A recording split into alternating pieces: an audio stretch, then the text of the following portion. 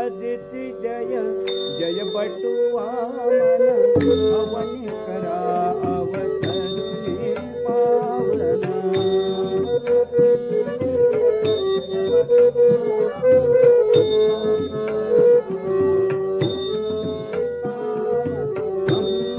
अदिति जय जय बटुआ मन अवनि करा अवतरणी पावन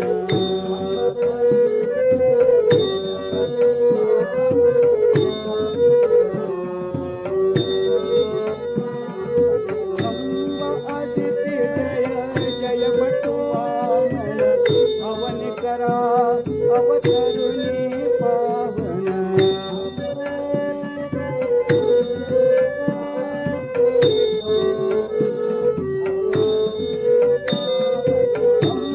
आदित्य जय जय बटुआ मन अवन करा अवतरुणी पावन आदित्य जय बटुआ मन अवन करा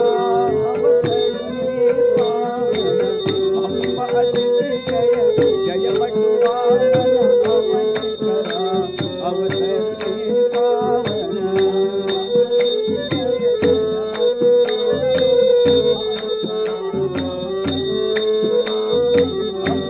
आदित्य जय जय बटुआ मन अवन करा अवतरणी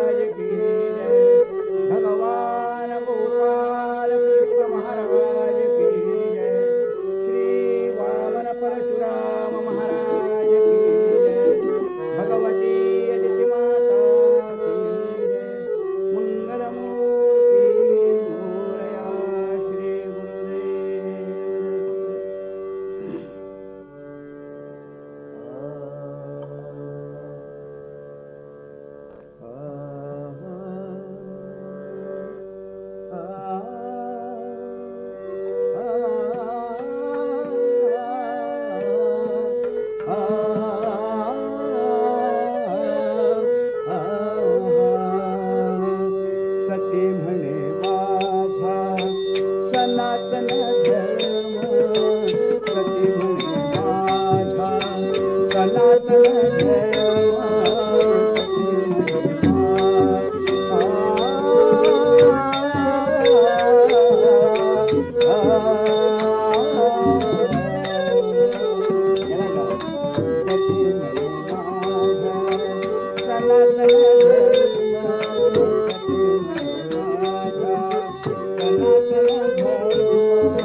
जेथे प्रिय प्राण जावे,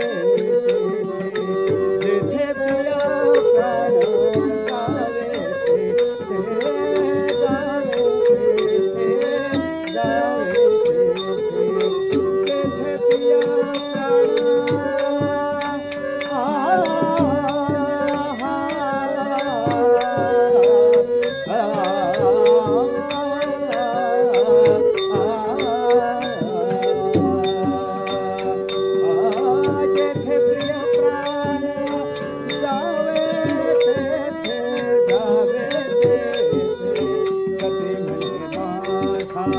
सनातन धर्म, सती म्हणे माझा सनातन धर्म, सती म्हणे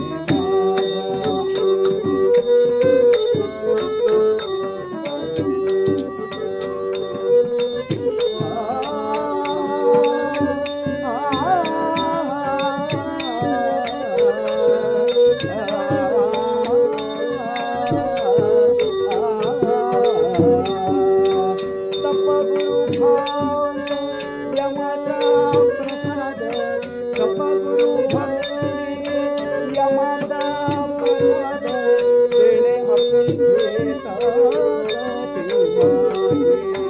देणे आपण घेता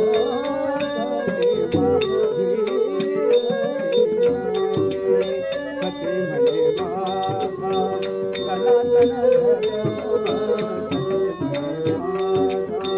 सनातन जेथे प्रिय प्राण जावे, जेथे प्रिय प्राण जावे, जेथे प्रिय प्राण जावे, सप्तपदी मैत्री होई सज्जनांची, सप्तपदी मैत्री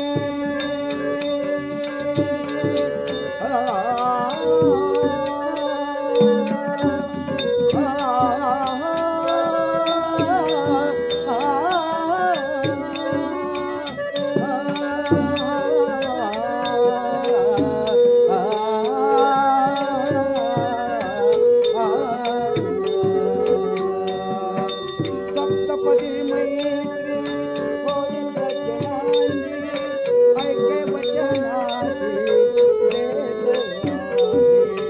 ऐके वचनाची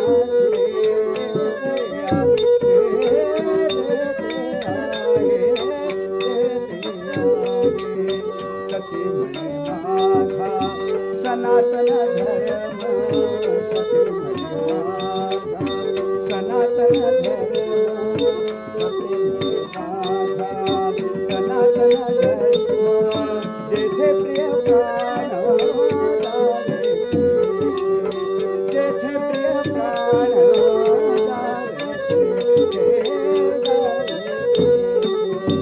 वनातही धर्म त्यागिती दुर्जन, वनातही धर्म त्यागिती दुर्जन, ग्रामही सज्जन ग्रामही सज्जन धर्म, जितेंद्र ग्रामी वनिही संन्यासी, धर्म हा जगामाजी विज्ञाना, धर्म जगामाजी विज्ञाना, सती म्हणे धर्म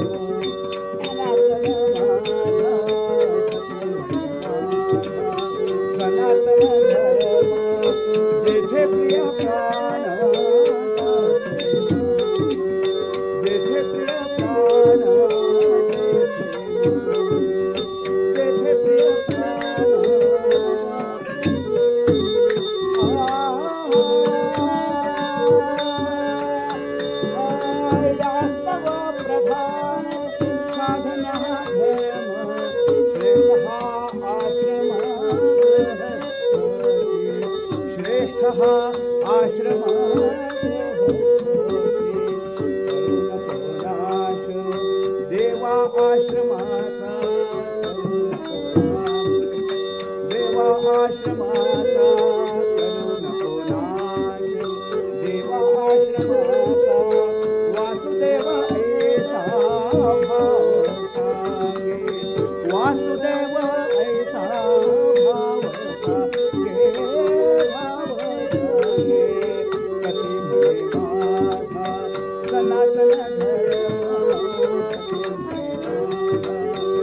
सनातन धर्म तेथे प्रिय प्राण तेथे प्रिय प्राण तेथे प्रिय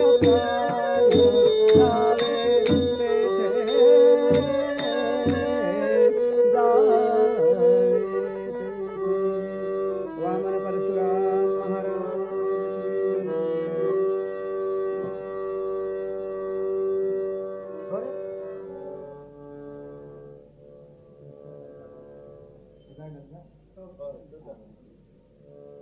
बघूया त्यालाही ओढ नसेल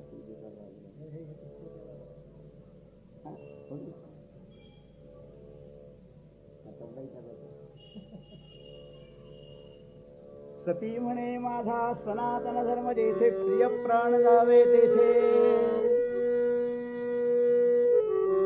तप गुरुभक्ती यमाचा प्रसाद देणे अकुंठित गती माझी सप्तपदी मैत्री होई सज्जनांची ऐसे वचनासी देवा आता वनातही धर्म त्यागिती दुर्जन ग्रामी ही सज्जन यज्ञरत जितेंद्रिय ग्रामी वनी ही संन्यासी धर्म जगा माझी विज्ञानार्थी या सर्व प्रधान साधन हा धर्म श्रेष्ठ हा आश्रम गृहस्थाचा करू नको नाश देवा आश्रमाचा वासुदेव ऐसा भाव सांगे पांडुरंग हरी वासुदेव हरी पांडुरंग हरी वासुदेव हरी पांडुरंग हरी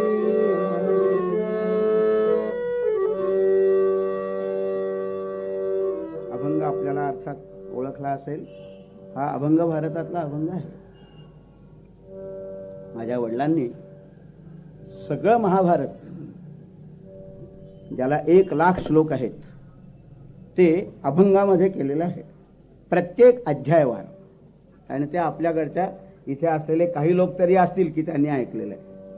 इथे 4 महिने म्हणजे आषाढा खुना मुरलीधर श्रावण भाद्रपद आणि कार्तिकापर्यंत इथे असं हे कीर्तनात गायलं गेलेलं आहे. त्यामुळे हा अभंग हा निदान दुसऱ्यांदा तरी आपण आता इथे गातोय. आणि कुठला आहे हा तर सावित्रीच्याच कथेतला आहे. सावित्रीच्याच कथेमधला अभंग की ज्या वेळेला यम ती मागे आहे आणि यमाच्या पाशामध्ये तिचा पती आहे असा दक्षिणेकडे जातो आहे. त्यावेळेला ती त्याच्या मागोमाग जाते आहे, त्याच्या मागोमाग जाते आहे. आणि जाता जाता जाता त्यांच्या गोष्टी होत आहेत. ते आपण आता उत्तरंगात ऐकणार आहोत. त्यांच्या गोष्टी होत आहेत. त्यावेळेला आपल्या पतीच्या संदर्भामध्ये तिची असलेली जी उत्कट अशी इच्छा आहे आणि त्याच्याबद्दलचा धर्म आहे, तो धर्म ती यमधर्माशी सांगते आहे. असा हा अभंग आहे. त्यावेळेचा अभंग आहे की सावित्री यमधर्माशी ज्या वेळेला गोष्टी करत होती आणि मग यमाने पटापटा पटापटा तिला नाना प्रकारचे प्रश्न विचारावे. प्रश्न काही त्यांनी विचारले नाहीत, परंतु तो पुढे जातो आहे आणि एकामागून एक वर दिले. ते आपण कथा ऐकणार आहोत आज उद्या ही कथा संपेल आपली. परवापासून दुसरी सांगणार आहोत. तर अशी ही सती असलेली सावित्री, सती सावित्री लागून गेले काय असं मराठीत तर म्हणच लागले. ती म्हणजे काय, ती स्वतःला सती सावित्री समजते का? इतका सती हा शब्द सावित्रीच्या नावाच्या अगोदर चिकटून गेलेला आहे. सती म्हणलं की सावित्री डोळ्यासमोर येते. अशी ही सावित्री आहे. महाभारतात आणि स्कंद पुराणात, मी नुकतीच तिची कथा स्कंद पुराणातही पाहिली, जवळजवळ अगदी 150-100% एकच कथा आहे, फरक नाही आहे. स्कंद पुराणात आणि महाभारतात 150-100% एकच, अगदी इतके सूक्ष्म फरक आहेत की सामान्य वाचणाऱ्याला कळणारच नाहीत. जरा घासाघीस करून पाहिले तर थोडासा फरक कळतो. म्हणजे उदाहरणार्थ असं की महाभारतामध्ये वटवृक्षाच्या खाली तिने आपल्या पतीला निजवलं असं वर्णन नाहीये, तिथे नुसतं वृक्षाखाली आहे. पण स्कंद पुराणात वटवृक्षाखाली असं आहे. इतके बारीकसे फरक 1-2 ठिकाणी तुम्हाला सापडतील. बाकी अगदी तशीच कथा त्याच पद्धतीने त्याच क्रमाने अशी तिथे स्कंद पुराणात आली. अशी ही जी सावित्री, ती सावित्री काय सांगते आहे की मला यम जेव्हा तिला सांगतो की मुली आता जा तू मागे, आपण ते उत्तरंगात ऐकणार आहोत, मुली जा आता मागे, किती वेळ माझ्या मागोमाग तू येणार आहेस, माझ्या मागे येण्याचा हेतू काय आहे. अर्थातच तिचा हेतू काही नाहीये, पतीच्या मागोमाग पत्नीने जायचं एवढाच हेतू आहे.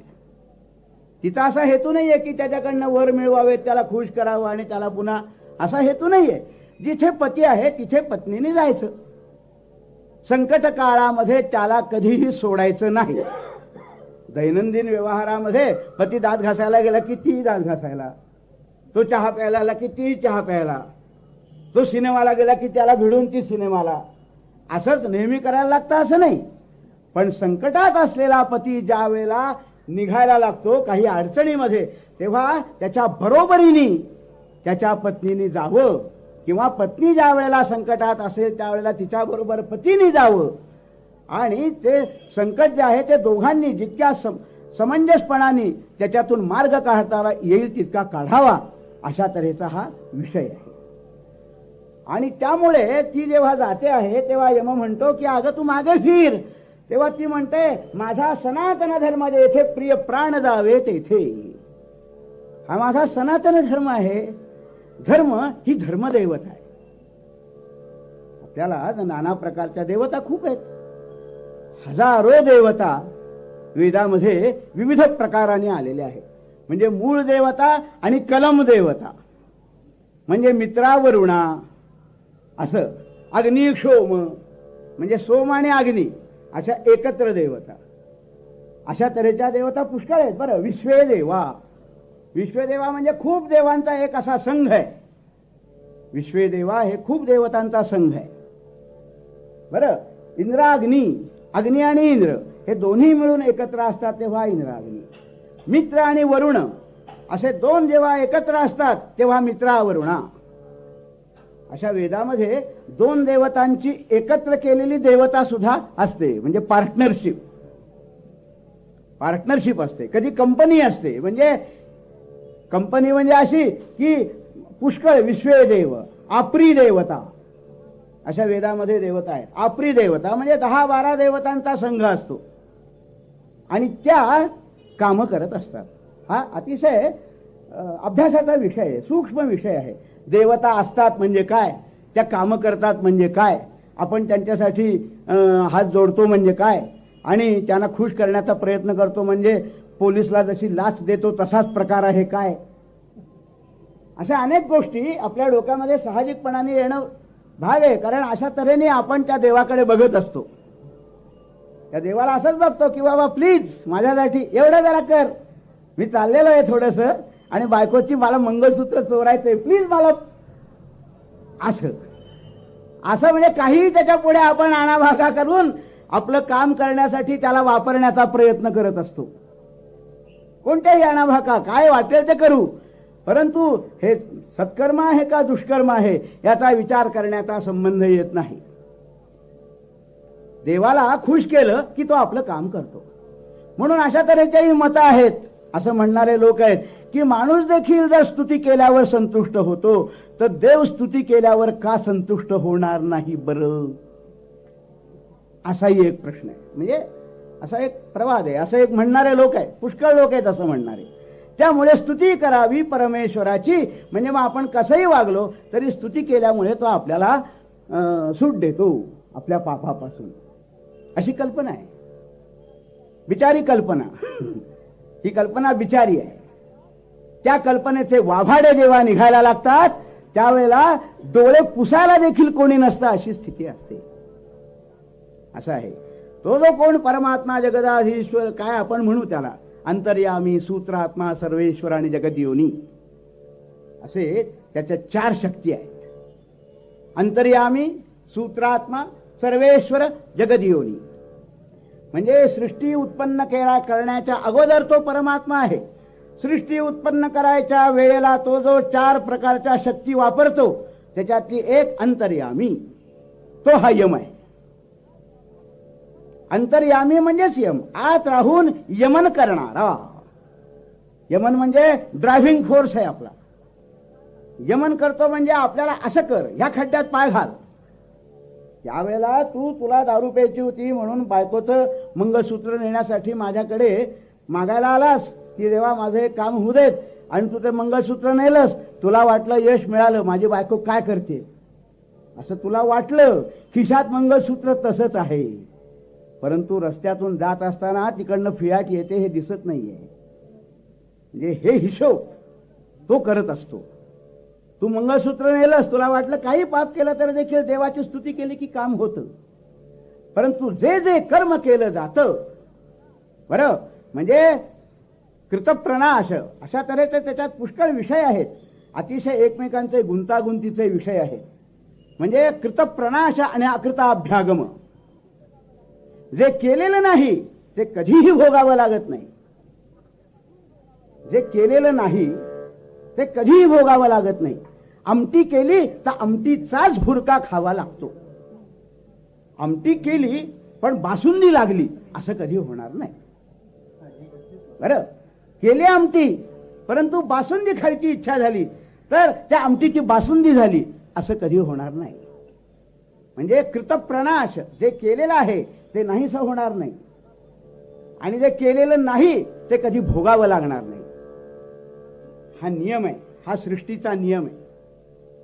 काय की जे जे कर्म केलं जातं कुणाही कडनं, म्हणजे हा डग्गा मी वर उचलला, हे त्याच्यावरती कर्म केलं, तो सोडला की खाली जाणार असं ठरलेलं आहे.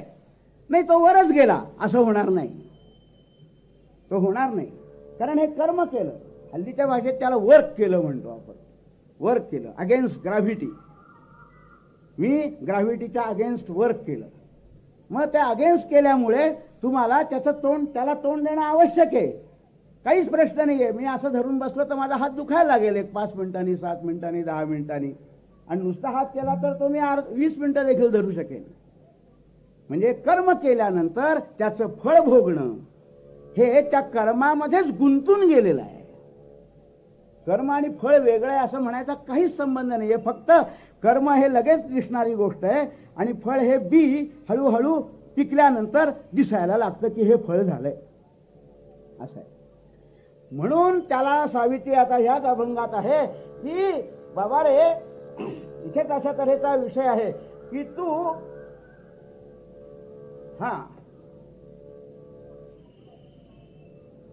नाही येईल तो आता ह्या अभंगात नाही, पण उद्या येईल कदाचित तो. तर तू अंतर्यामीची प्रार्थना ज्या करते ना वेगळ्या वेगळ्या, त्या प्रार्थनामध्ये ती सांगते की तू अंतर्यामी आहेस, म्हणून तुला यम असं म्हणतात. यम नाव काय, का आलं हे यम नाव? की जो यमन करतो तो यम. यमन करतो याचा अर्थ काय की जो तुला असं सांगतो, आतमध्ये राहतो, ईश्वर सर्वभूतानां हृद्देशेर्जुन तिष्ठति भ्रामयन् सर्वभूतानि यंत्रारूढानि मायया, असं गीतेत एक वाक्य आहे. ईश्वर सर्वभूतानां हृद्देशे. अर्जुना, हे अर्जुना, ईश्वर हा सर्वभूतानां हृद्देशे तिष्ठति. हा जो ईश्वर आहे तो सर्व भूतमात्रांच्या हृदयामध्ये बसलेला असतो. तोच तो यम आहे. कशासाठी बसलेला असतो? भ्रामयन सर्वभूतानी.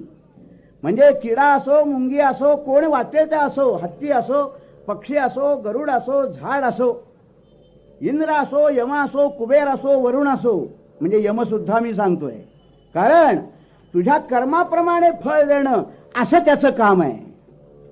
मन मान कधी कोणीही देत नाही. मला वाटलं म्हणून मी तुला आज सुट्टी दिली, असं कधीही होत नाही. हा कर्मसिद्धांताचा अत्यंत पक्का नियम आहे. म्हणजे देव देखील त्याच्या मर्जीला येईल, किंवा एखादा कुठला तरी संत असतो, गुरु असतो, त्याच्या मर्जीला येईल त्याप्रमाणे तुला तो मुक्त करून टाकतो, असं कधीही होत नाही. त्यासाठी तुला कष्ट हे करायलाच लागतात. हा अगदी पक्का सिद्धांत आहे, याच्यामध्ये शंकेचा वाव नाहीये. आणि हा सिद्धांत आपल्याला समजून घेण्याला अनेक प्रकारचे रस्ते आहेत, याच्यात शंका नाहीये. आणि कर्मसिद्धांत ह्याला काय हल्लीच्या भाषेत कर्मसिद्धांतावरती ग्रंथही लिहितात हल्ली लोक. हा पुरातन नियम आहे, फार पुरातन नियम आहे. ह्याच्यावरतीच वेदाचे नियम आधारित आहेत.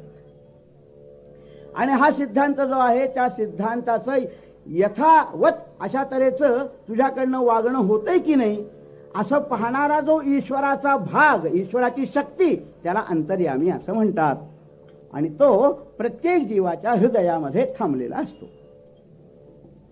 त्यामुळे प्रत्येक जीव कधी खोटं बोलेल, कधी खरं बोलेल, कधी खोटं एखादं कृत्य करेल, कधी खरं कृत्य करेल, कधी कुणाला दुसऱ्याला फसवेल, काय करेल ते करेल. त्याला माहिती नसेल मी फसवलं, परंतु तो आज जो बसलेला असतो ना, त्याला बरोबर कळत असतं की हे कोणत्या वृत्तीने, म्हणजे 3 प्रकारांनी आपण बघू, याची वाचा, याची काया आणि याचं मन.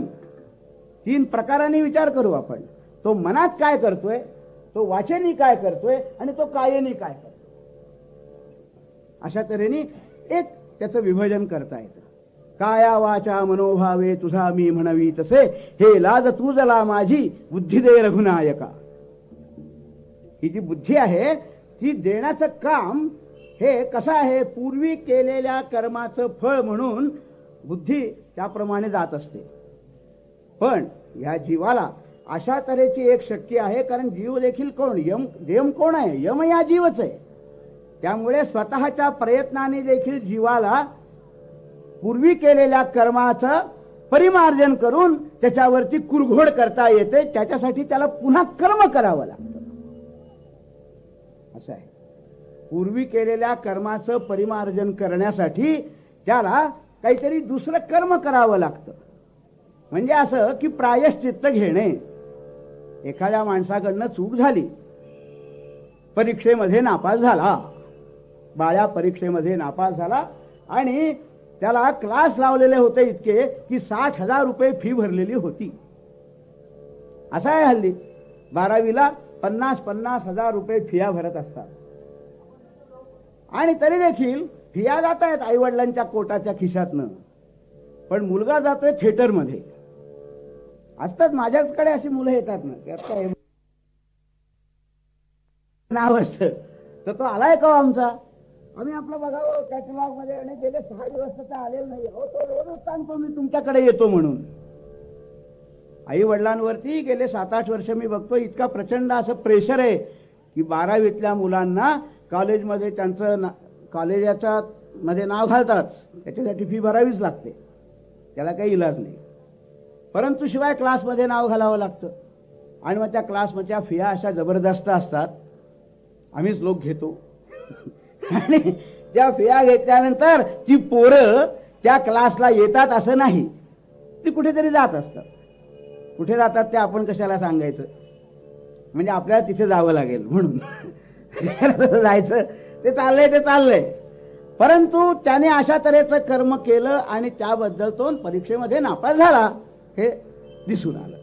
आता नापास झाल्यानंतर त्याला वडिलांची इच्छा असते, त्याने इंजिनियर व्हावं, त्याने डॉक्टर व्हावं वगैरे, 2 किंवा हल्ली कॉम्प्युटर करावं, अशा 3 प्रकारच्या इच्छा असतात. मग त्यासाठी वडील त्याला पुन्हा एकदा प्रयत्न करतात की तू पुन्हा ट्राय कर. मग त्याच्या अगोदर त्याचं जे मार्कशीट असतं ते तपासण्यासाठी कितीतरी पैसे जातात, पुन्हा रिव्हॅल्युएशन. खरं म्हणजे काही गरजच नसते, कारण त्याला माहिती असतं काय प्रकार येतो.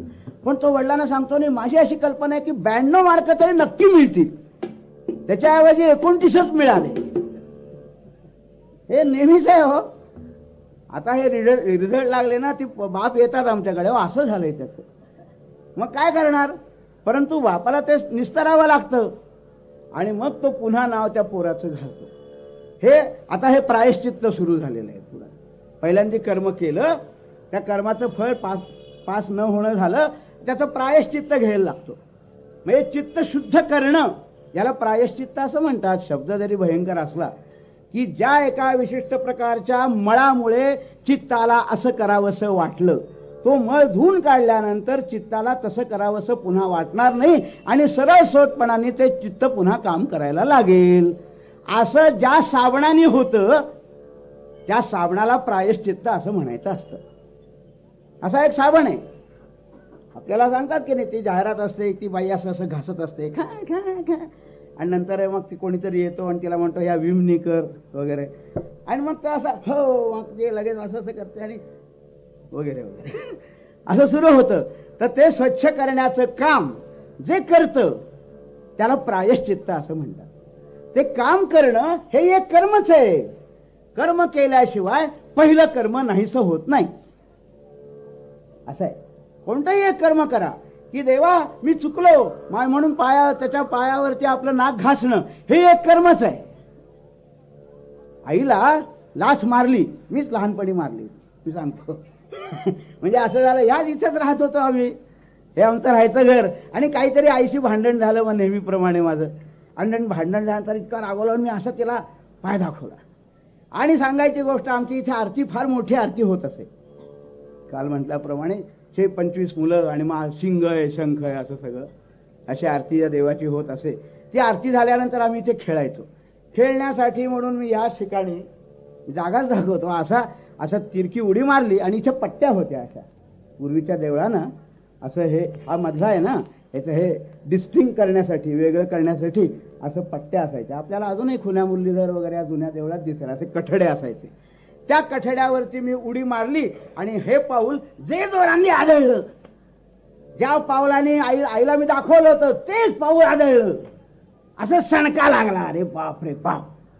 आणि मग आमच्या मित्रांनी सिनेमाला जायचं ठरवलं होतं. त्या अर्थात त्या काळामध्ये आईला विचारून सिनेमाला जावं लागायचं, असं गडबड करायची नाही.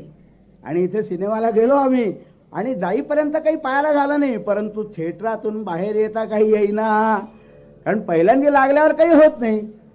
पहिल्यांदा कर्म केल्यानंतर ते लगेचच त्याचं फळ असतं असं नाही, ते साठलं जात असतं. ते त्या पायामध्ये साठलं गेलं आणि थिएटरातून बाहेर येताना मात्र आता काय असं झालं. आणि मग आर्यन टॉकीज पासून इथे येण्यासाठी मला जवळजवळ पाऊण तास लागला. आमचा एक गंगाधर भागवत, श्रीकांत असे आम्ही गेलो होतो इथे. त्याचे सगळे त्यावेळेचे आमच्या इथे सहचारी, इथे आर्यन टॉकीज पासून इथे यायला असा पाय सुजला. म्हणजे कर्म, आपल्याला काय वाटतं कर्म झालं की लगेच फळ आहे, कधीच नसतं असं. हो, इतका चांगला वागणारा माणूस आहे, देवाप्रमाणे माणूस आहे. लोक त्याच्याकडे नाना प्रकारच्या सल्लामसलतीला येतात, नाना प्रकारचे त्या संकटांना तो मदत करत असतो. कुणाचं लग्न होत नसलं तर कुणाला न सांगता 1000 रुपये देतो, कुणाकुणाची बिलं परस्पर भागवतो. अशा तऱ्हेचा माणूस, आणि अचानकपणे असं कसं झालं, त्याच्यावर हे संकट कसं आलं. आम्ही जन्मापासून त्याला बघतोय आणि देव माणूस आहे. तर याचा अर्थ असा की त्याचं कुठलं तरी कर्म आहे आणि त्या कर्माचं फळ तो आत्ता भोगतोय, लगेचच भोगायचं असतं असं नाही.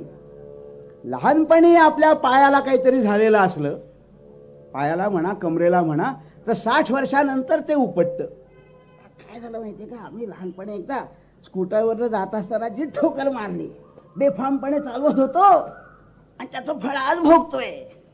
आणि इथेच काचच्या पलीकडे एका झाडावर तो रांदी आदळलो, घरात कळू नये म्हणून गुपचूप आलो वगैरे, आणि त्याचं फळ नंतर भोगायची पाळी येते. हे नेहमी दिसतं आपल्याला. म्हणजे कर्म झाल्यानंतर लगेच त्याचं फळ आहे असं वाटणं, हेच मुळे आपल्या अविचाराचं फळ आहे. कर्म झालं की लगेच फळ असतं असं अजिबातच नाही. आपण डॉक्टरकडे गेलो आणि एखादा आजार असला आणि आपण तो तपासतो वगैरे, आणि तो विचारतो लहानपणी गोवर झालं होतं की नाही. म्हणजे वैद्य तर विशेषतः विचारतातच, लहानपणी गोवर झालं होतं का, देवी आल्या होत्या का.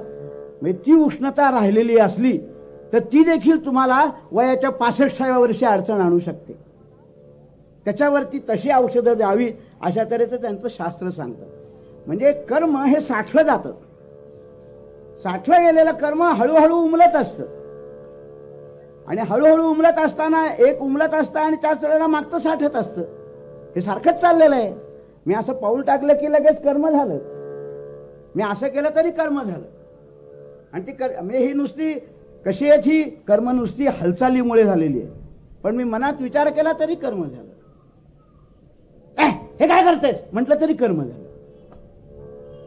म्हणजे म्हणून काया वाचा मन अशा तऱ्हेने 3 पद्धतीने सांगितलं. त्याच्याही पेक्षा सूक्ष्म करायचं तर 5 कोश आहेत. त्या 5 कोशाचं प्रत्येक कर्म हे साठलं जात असतं. अन्नमय कोश, प्राणमय कोश, मनोमय कोश, विज्ञानमय कोश आणि आनंदमय कोश. 5 कोश आहेत. प्रत्येक जीवाला आहे, डासाला सुद्धा आहे, मुंगीला आहेत, किड्याला आहेत, ब्रह्मदेवाला आहेत. 5 कोश आहेत. कोश म्हणजे आवरण. कोश असतं की नाही, आपण किड्याला कोश असतो, हे आवरण, एक आवरण आहे. म्हणजे आवरण हे कुणालाही असतं, या झाडाला सुद्धा आवरण आहे. आपल्याला माहिती आहे, झाड सोलायला लागलं की आतमध्ये नाना प्रकारच्या इतर गोष्टी दिसायला लागतात. पहिला कोश आहे त्याला म्हणतात अन्नमय कोश, की तो अन्नावरती पोसला जातो. अन्न आहे, पाणी आहे, खत आहे, झाडं खत पाणी याच्यावरती पोचली जातात. हे असं तुंद झाड होऊन गेलेलं आहे, पण द्राक्ष मात्र खावत नाही. आता हल्ली डिपिंग वगैरे करून हे असं टपोरं दिसतं.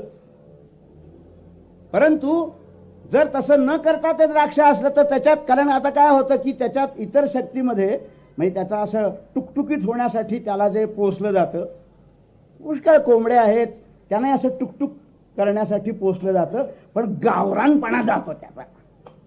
एक गावरानपणा जो आहे ना, काय हो, असं थोडस ती गवार जरी म्हटली तरी थोडी तुरट पाहिजे, थोडी खारट पाहिजे.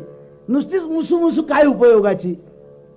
पण ती खतं घालून सगळं तांबडा भोपळा, अरे अरे अरे काय हल्ली लागायला लागलेला आहे.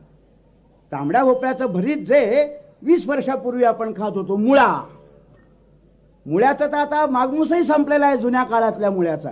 कारण त्यात अशा प्रकारची खतं घातली की त्याचा जे गावरानपणा आहे तो जातो. म्हणजे त्याच्या अन्नमय कोशामध्ये अशा तऱ्हेचा आपण बदल करतो की तो आपल्या अन्नमय कोशाला पूर्वीसारखा मानवत नाही. हे अन्नमय कोशाचा हिशोब आहे. तो अन्नमय कोश आहे. अन्नमय कोश म्हणजे काय, अन्नावरती पोसला जाणारा, अन्नानेच वाढणारा, अन्नानेच स्थिर राहणारा, अन्न नसलं तर निकालात लागणारा, याला म्हणायचं असतं अन्नमय कोश. मग ते जे अन्न आहे त्या अन्नाला तू हे खा असं सांगणारं कोण आहे बरं? डॉक्टर म्हणतात की त्याला काय माहितीये का, तुम्हाला आता हे दुर्दैव आहे पण तुम्हाला असं झालेलं आहे, त्यासाठी हे खाऊ नका असं डॉक्टरांनी सांगितलं. वा मधुमेह आहे, साखर खाऊ नका, एक नेहमीचं उदाहरण. म्हणजे पुष्कळ विकार असतात, ते खाऊ नका असं सांगितलं. तरी देखील खायचं, थोडंसं चालतं. परवा मी गावाला गेलो होतो आणि तिथले मी त्यांच्याकडे जेवायला त्यांनी बोलवलं होतं, आमचे स्नेही होते आणि गप्पा चाललेल्या होत्या. ते म्हणले की असं आहे की बुवा साहेब, आम्हाला असं, आता इंदोरला गेलो होतो, त्यांची भाषा अशी, बुवा साहेब काय माहितीये का, आम्हाला आहे आता शुगर, परंतु डॉक्टरांनी सांगितलं की जास्त साखर खाऊ नका, पण जी असेल ती कॉन्स्टंट ठेवा. आता म्हणलं माझी काहीतरी 320 काहीतरी आहे, मला त्या आकड्याचा अर्थ माहित नाही, पण मला डॉक्टरांनी सांगितलं असेल ती कॉन्स्टंट ठेवा, ती बदलली की माझ्याकडे या. आता इंदोर म्हणजे खवय्यांचं गाव आहे हो. डॉक्टरने तसं सांगितलं, नाही असं चालणार नाही, ती 160च्या वर चालणार नाही, तर त्याच्याकडे कोणीच येणार नाही. इंदोर म्हणजे इतके खाणारे लोक आहेत की कोलटकरवा इथे मावणार नाही जर इंदोरला राहायला लागला तर. हे असं इतकं खातात, इतके प्रकारचं खातात. पुष्कळ स्वस्ताई आहे, पुष्कळ हौस आहे, जुन्या प्रकारच्या पद्धती आहेत.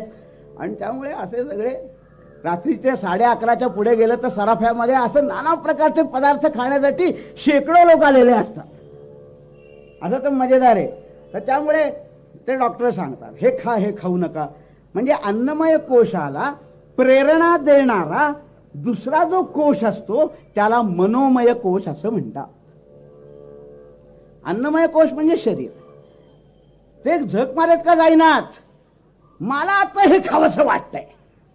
तो म्हणतो डॉक्टर पाय कापा, पण आम्हाला गोड खायचंय. असे आहेत लोक. पाय कापावा लागला तरी चालेल, गँग्रीन फिंगरीन होऊन, मला हे खायचंय, खव्याच्या पोळ्या खाणार म्हणजे खाणार, असे लोक आहेत. त्याच्यात काही म्हणजे कमतरता नाहीये. मग अशा रीतीने मनोमय कोशाचे लाड पुरवण्यासाठी अन्नमय कोशाचा बळी द्यावा लागला तरी मनोमय कोश दुःखी नसतं. अशा तऱ्हेचं मग अशा तऱ्हेने त्या मनोमय कोशाला बुद्धीचा जो कोश आहे त्याला विज्ञानमय कोश म्हणतात. ती बुद्धी सांगते अरे असं करू नको बाबा, तुलाच त्रास होईल, तुला वाटतंय खरं, पण तू आता म्हणतोयस हे खा ते खा, पाय कापल्यानंतर तुला कळेल की काय अडचण असते ती. सकाळची वेळ झाली की काय करणार असा प्रश्न येईल. पहिल्यांदीच उठल्याबरोबर जे करायचं असतं तिथेच अडचण. मग असं ती बुद्धी सांगते. मग तिथे बुद्धी आणि मन यांचं टसल सुरू होतं. बुद्धी आणि मन यांचं टसल सुरू होतं. ती सांगते की बा तू जा सिनेमाला. मन सांगतं, बुद्धी म्हणते उद्या परीक्षा आहे, सिनेमाला आज जाऊ नको, परीक्षा 3 दिवसांनी झाल्यानंतर रोज एक सिनेमा बघ, असं बुद्धी म्हणते. म्हणजे हे दोघांच्या मध्ये चालू असतं. तर मन याला म्हणायचं असतं मनोमय कोश, बुद्धी जी आहे त्याला म्हणायचं असतं विज्ञानमय कोश.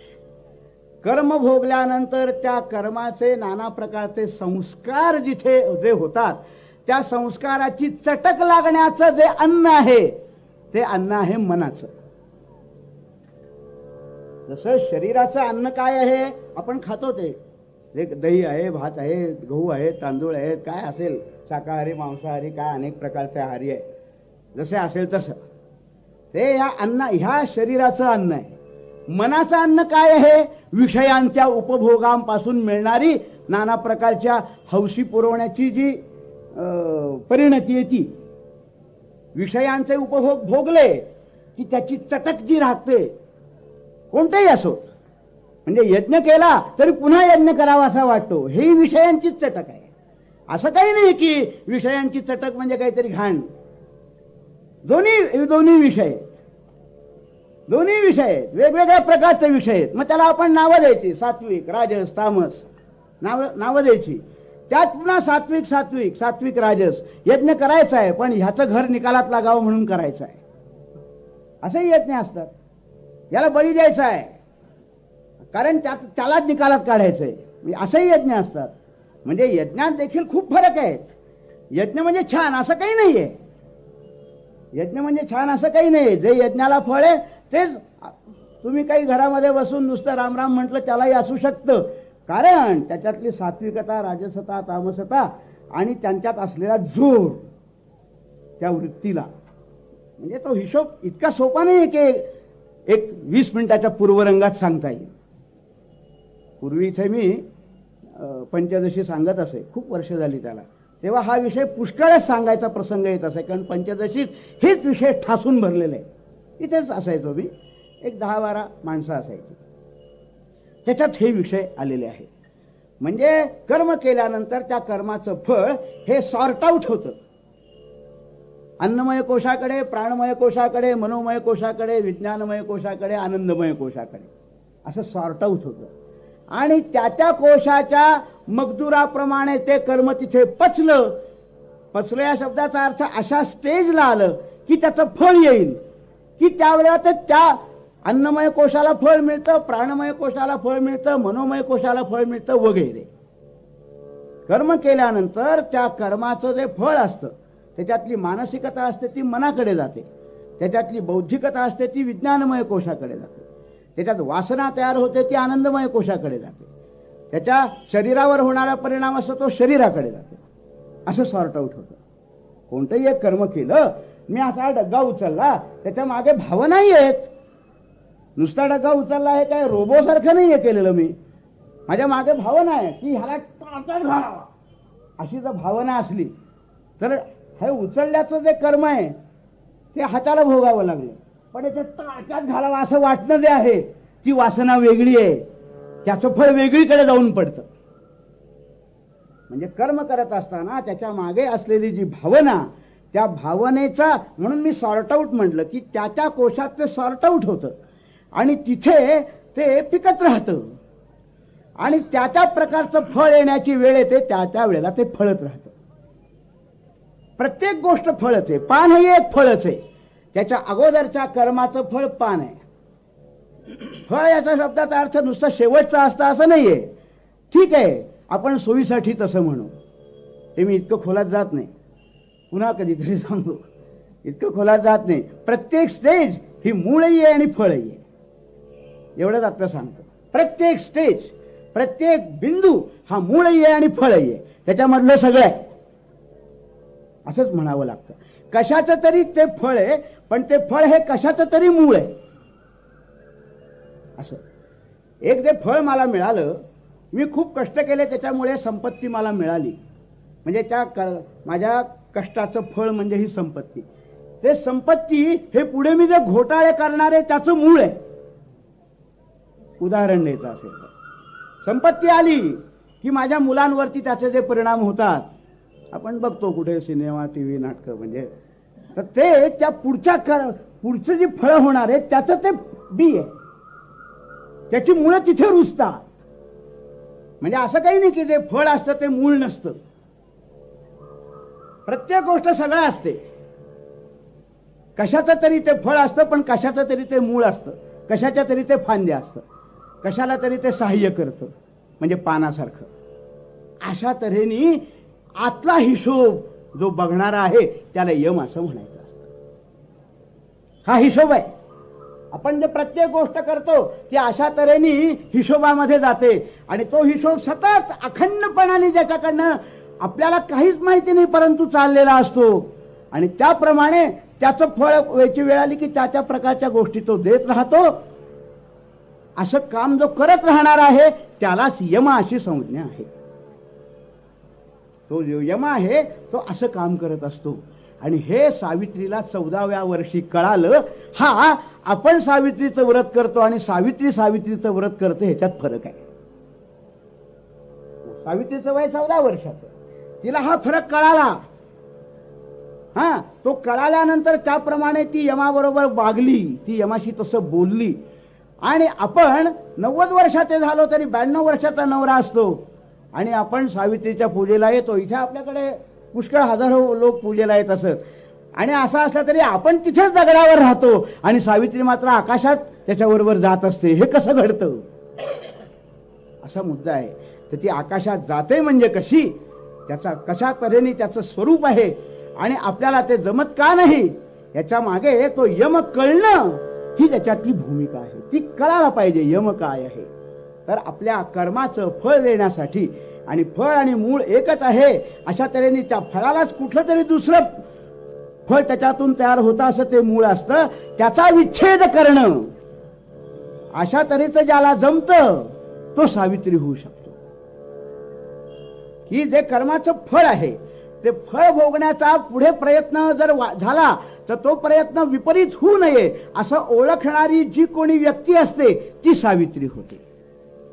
हे फळ हे मूळ नाहीये असं जिला समजतं, आणि त्याप्रमाणे ती प्रयत्न करते. भरजित अन्न खाणं वगैरे हे सगळे आपण उपासाच्या दिवशी भाजलेलं अन्न खावं म्हणजे वासना तयार होत नाहीत, ही भाषा आहे. उपास रोज करणारी माणसं देखील भयंकर असतात. याला काही अर्थ नाहीये. उपास रोज जरी केला, आठवड्याचे 5 दिवस उपास आहेत असे पुष्कळ लोक असतात, तरी देखील खवीस असतात. सुनेला नको करून टाकतात किंवा सून सासूला नको करून टाकते. त्या उपासाचा भरजित आहे. आता काही वासना तयार होत नाहीत. ही एक त्याच्यातला अन्नमय कोशाच्या संदर्भातला मुद्दा आहे. पण प्राणमय कोश, मनोमय कोश हे तसेच राहतात, हा त्यातला भाग आहे. अशा तऱ्हेने जिला वयाच्या अत्यंत लहान वयामध्ये गोष्ट कळाली त्या सावित्रीच्या चरित्रामध्ये आपण आता शिरणार आहोत. अशी ते आहे.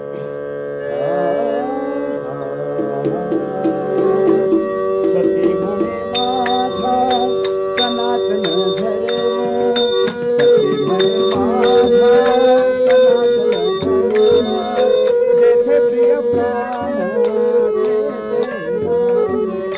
जेथे प्रिय प्राण गावे,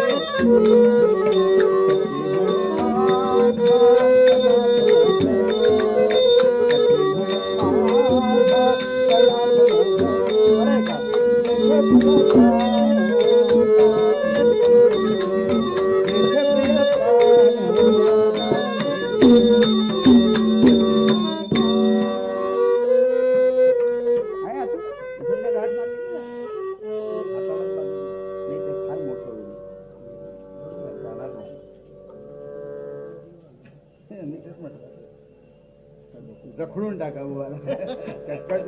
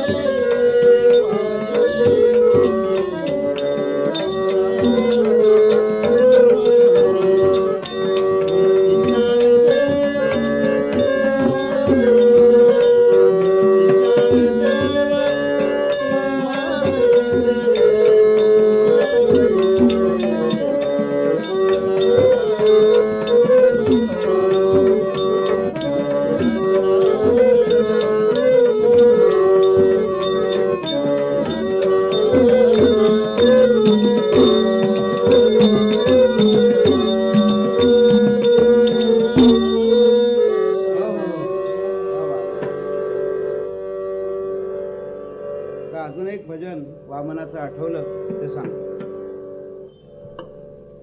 जय जय वामन जय बटू वामन भक्त काज कल्पद्रुम पावन. ही वामनाची मूर्ती जेव्हा बसली तेव्हा वडिलांकडनं अनेक वामनाची भजनं झाली. आता जेवढे आठवतील तेवढे आठवायची. आता एकदम हे आठवलं.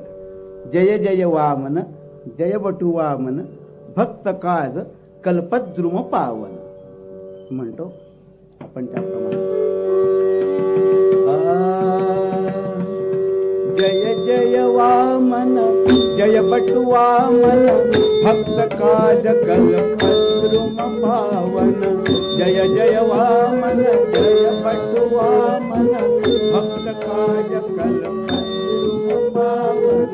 जय जय वामन जय बटू वामन भक्त काज कल्पद्रुम पावन.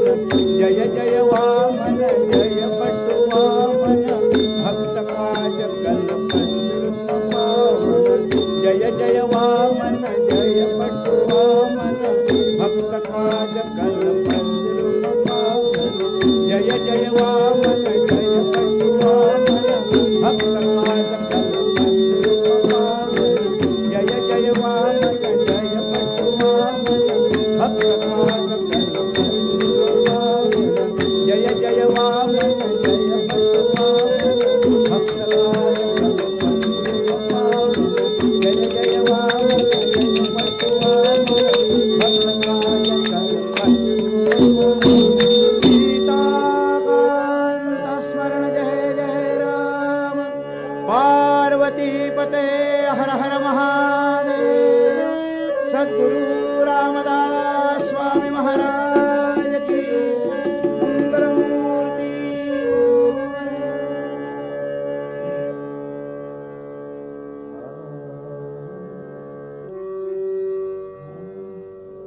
पुरोहितासह ऋत्विज घेऊन कन्येसह गेला. पुरोहितासह ऋत्विज घेऊन कन्येसह गेला. काननी आश्रम पाहुन उतरे.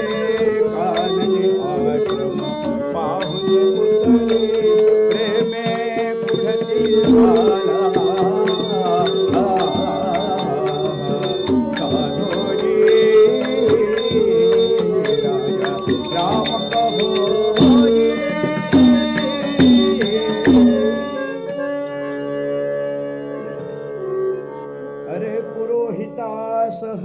ऋत्विज घेऊन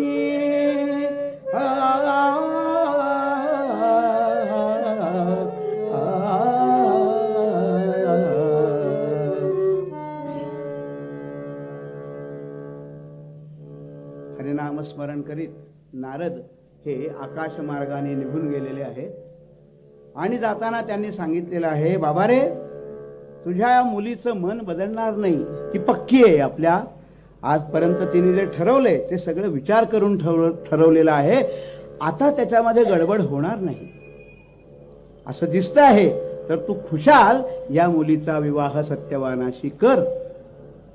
त्याला दुसरा काही पर्याय नाहीये. परंतु माझ्या तुमच्या मागे सदिच्छा आहेत, तुमचं कल्याण होवो असं म्हणून तो नारद मुनींनी आपला मार्ग जोखलेला आहे. त्यानंतर राजाने मनामध्ये यत्किंचितही काळजीचा लेश न ठेवता, आश्चर्य भारतात सांगितलंय, त्याचप्रमाणे स्कंद पुराणातही सांगितलंय, मोठ्या आनंदाने मुलीचं लग्न करत असताना ज्या प्रकारचा आनंद पालकांच्या अंतःकरणात असतो तो आनंद घेऊन त्यांनी त्या रथामध्ये विवाहाचं सगळं साहित्य भरलं. आता त्यांना माहिती नाहीये की नवरा मुलगा हो म्हणेल नाही म्हणेल, काही माहिती नाहीये. पण आता मेध्यारण्यात जायचं आणि त्यांना म्हणायचं की वा असं असं ऐका माझं जरा, मग बघू. पण साहित्य घेऊन निघालेलं आहे. 10, 15, 20 रथ भरून नाना प्रकारची वस्त्र आहेत, अलंकार आहेत. त्याचप्रमाणे राजा आहे ना तो, त्याला मद्र देशाचा राजा. आणि तिथून तो आपले रथ घेऊन आपल्या सगळ्या सरंजामासह वर्तमान चतुरंग सैन्य बरोबर घेऊन गेलेला आहे. आणि ते सावित्रीला घेऊन तिथून जे निघाले ते मिरवत मिरवत मिरवत, म्हणजे नेहमी काय असतं, नवऱ्या मुलाला मिरवत आणतात. पण आता ही गेलेली आहे, ही गेलेली आहे कुठे, मेध्यारण्यामध्ये. आणि असे जात असता काय, काननी आश्रम पाहुने उतरे, प्रेमे पुढती झाला. म्हणता म्हणता आता त्या मंत्र्यांनाही ते घर माहिती होतं, तो आश्रम. सावित्रीलाही माहिती होता, कारण ते बघूनच आलेले होते. त्याप्रमाणे त्या आश्रमापाशी ते आलेले आहेत. आश्रमापाशी आल्यानंतर दूर आश्रम दिसल्याबरोबर राजा उतार झाला, खाली उतरला. आपल्या राणीसह वर्तमान खाली उतरला आणि पायाने चालत चालत आश्रमापाशी जातो आहे. काही माहिती नाहीये तिकडे. अचानकपणाने राजाने आपले दूत पाठवले आणि सांगितलं की मी अश्वपती येतो आहे असं सांगा. असा तो अश्वपती आलेला आहे. त्याबरोबर हा जुमत्सेन नावाचा जो राजा आहे, शाल्व देशाचा राजा जुमत्सेन, त्याचं नाव. तो शाल्व देश मला अजून जुन्या नकाशात पाहिलं पाहिजे. पूर्वी शाल्व देश कशाला म्हणत असत अजून मिळालं नाही. या कालावधीत मला मिळालेलं नाही. तो असतात ते जुन्या देशांची नावं कुठे कुठे भारतात असायची आणि मार्कंडेय पुराणातला अगदी व्यवस्थित रीतीने त्यांचं वर्णन केलेलं आहे. कुठल्या देशाचं कुठे स्थान आहे, कुठल्या देशाचं कुठे स्थान आहे, पण ते नकाशांनीच खरं कळतं. तर हा शाल्व देश आहे आणि हा मद्र देशाचा राजा आहे. तो शाल्व देशाचा राजा जो आहे तो शाल्व देश सोडून आलेला आहे आणि तिथून दूरवर आलेला आहे, कारण त्याला जीव वाचवायचा आहे म्हणून. आणि तो या मेध्यारण्यात राहतो आहे. त्याचा आश्रम आहे की ज्या आश्रमाचं काल आपण वर्णन ऐकलं. त्या आश्रमापाशी राजा आपल्या राणीसह वर्तमान, आपल्या पुरोहितांसह वर्तमान सगळं विवाहाचं साहित्य घेऊन पुढे आला. आणि आश्रमामध्ये गेल्यानंतर त्या जुमत्सेनाला कळालं की आपल्याकडे मद्र देशाचा राजा आलेला आहे. त्याला खूप आनंद झाला आणि ताबडतोब तो असाच आंधळा असल्यामुळे उठलेला आहे. आंधळा कसा बसा उठला. सत्यवानाने त्याला धरलेला आहे. कशासाठी आला काही माहिती नाही आहे. आणि मग सत्यवानाने त्याला नेलेला आहे. तो राजन ये रे बाबा, तुम्हाला दिसत नाहीयेस, परंतु एकंदरीत जो पायांचे आवाज येत आहेत त्याच्यावरनं तो आपला जातो आहे. आणि धावत धावत हा मद्र देशचा राजा गेला आणि त्यांनी त्याचे हात धरले आणि त्याला वाकत होता ना, तो वय आहे पुष्कळ, पण त्यांनी त्याला नमस्कार केला आणि नंतर मग त्यांनी त्याला बसवलेलं आहे. त्याची पाद्यपूजा केली पूर्वीच्या काळामध्ये. आज जसं आपण हस्तपाद प्रक्षालनासाठी गरम पाणी देणं वगैरे वगैरे केलेलं आहे. पाहुणा आलेला आहे ना.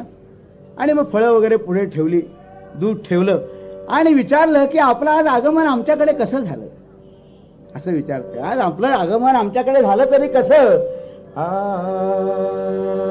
आलात आश्रमाला, आलात आश्रमाला, मनी हर्ष फार झाला.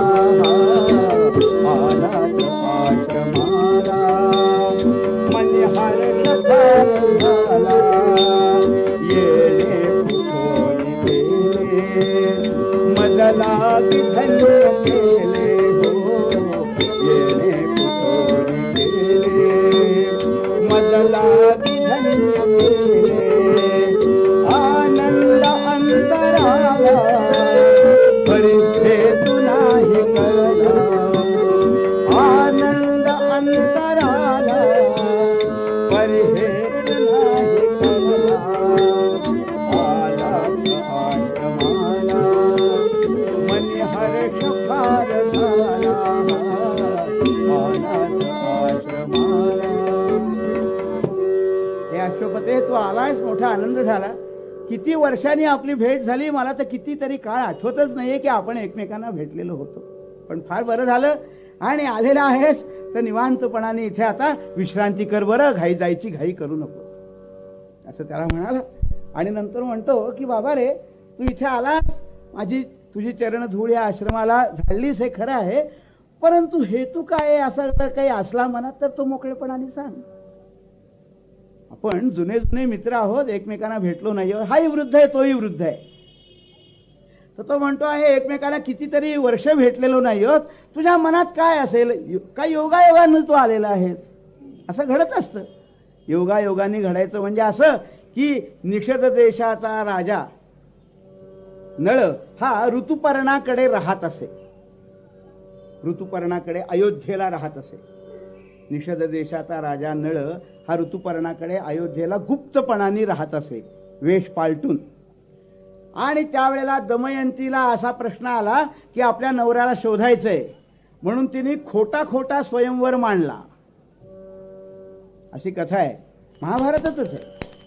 आणि खोटा खोटा स्वयंवर मांडून काय केलं की निमंत्रण फक्त ऋतुपर्णालाच केलं. अयोध्येला फक्त निमंत्रण केलं की दमयंतीचं स्वयंवर आहे, तर अवश्य स्वयंवरासाठी या. आता वस्तुतः दमयंती नळाची बायको आहे, पण ती इतकी सुंदर आहे की ऋतुपर्णाच्या तोंडाला पाणी सुटलं. असो झालेलं असेल लग्न, पण त्याने आता स्वयंवर मांडले तर आपण का हात धुवून घेऊ नये. म्हणून ऋतुपर्ण आला. तो येण्याच्यासाठी तिने जी माहिती काढली होती त्यानुसार आहे हे सगळं, की जर ऋतुपर्णाला आजच आमंत्रण दिलं आणि आज संध्याकाळी आमंत्रण दिलं आणि परवा माझा स्वयंवर आहे. आता अयोध्येपासून हे यायचं आहे विदर्भापर्यंत. अयोध्येपासून विदर्भापर्यंत इतक्या वेगाने रथ चालवणारा फक्त माझा पती नळच आहे हे तिला माहिती आहे. म्हणून तिने ही जबाबदारी स्वीकारली, रिस्क घेतली म्हणजे हल्लीच्या भाषेत.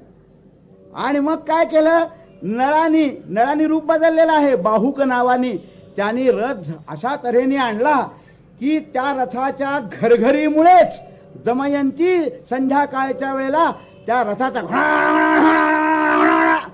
अरे हा तर माझा नवऱ्याचा रथ आहे, अशा तऱ्हेचा रथ चालवण्याचं कसं कुणालाही नाही.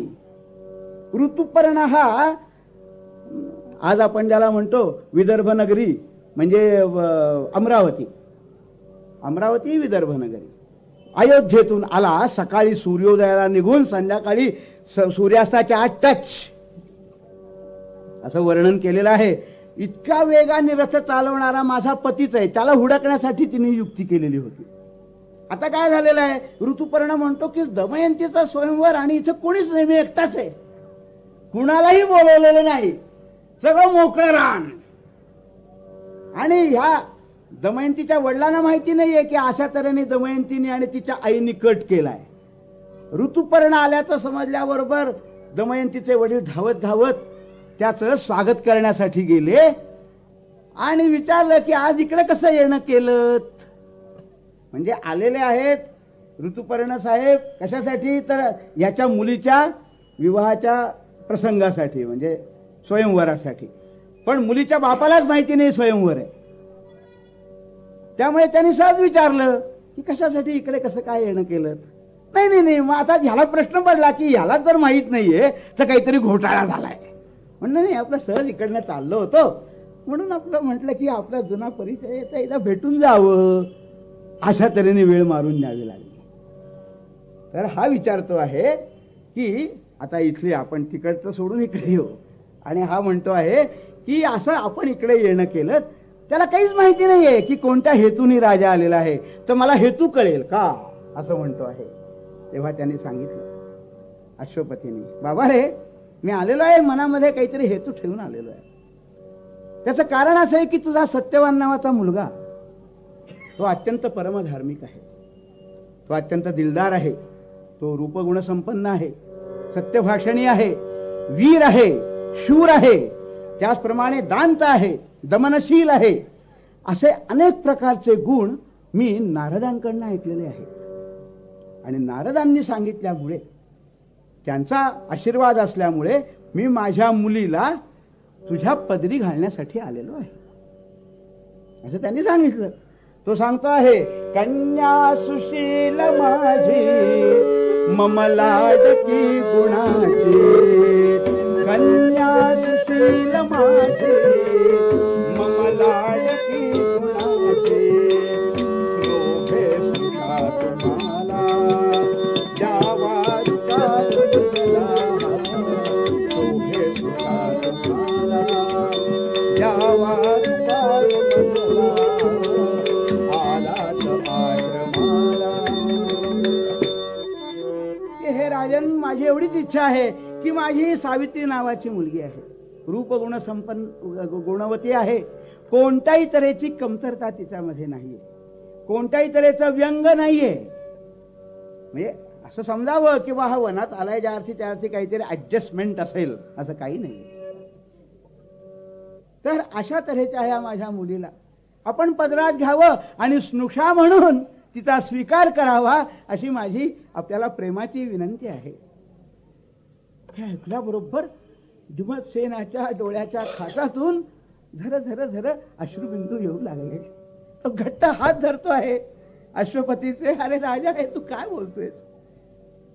त्या 2 क्षण काही सुचेच ना काय बोलावं. अरे तो म्हणतो की माझा मुलगा कुठे आणि तुझी मुलगी कुठे? सत्यवान हा गुणसंपन्न आहे, मला माहिती आहे. इथे ऋषी आश्रमामध्ये अनेक प्रकारच्या विद्या त्याने आत्मसात केलेल्या आहेत.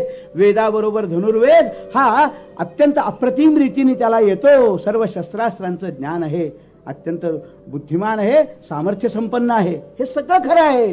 पण बाबा रे, तो अगदी लहान असल्यापासून वनात राहतोय. हे आमचं घर आहे.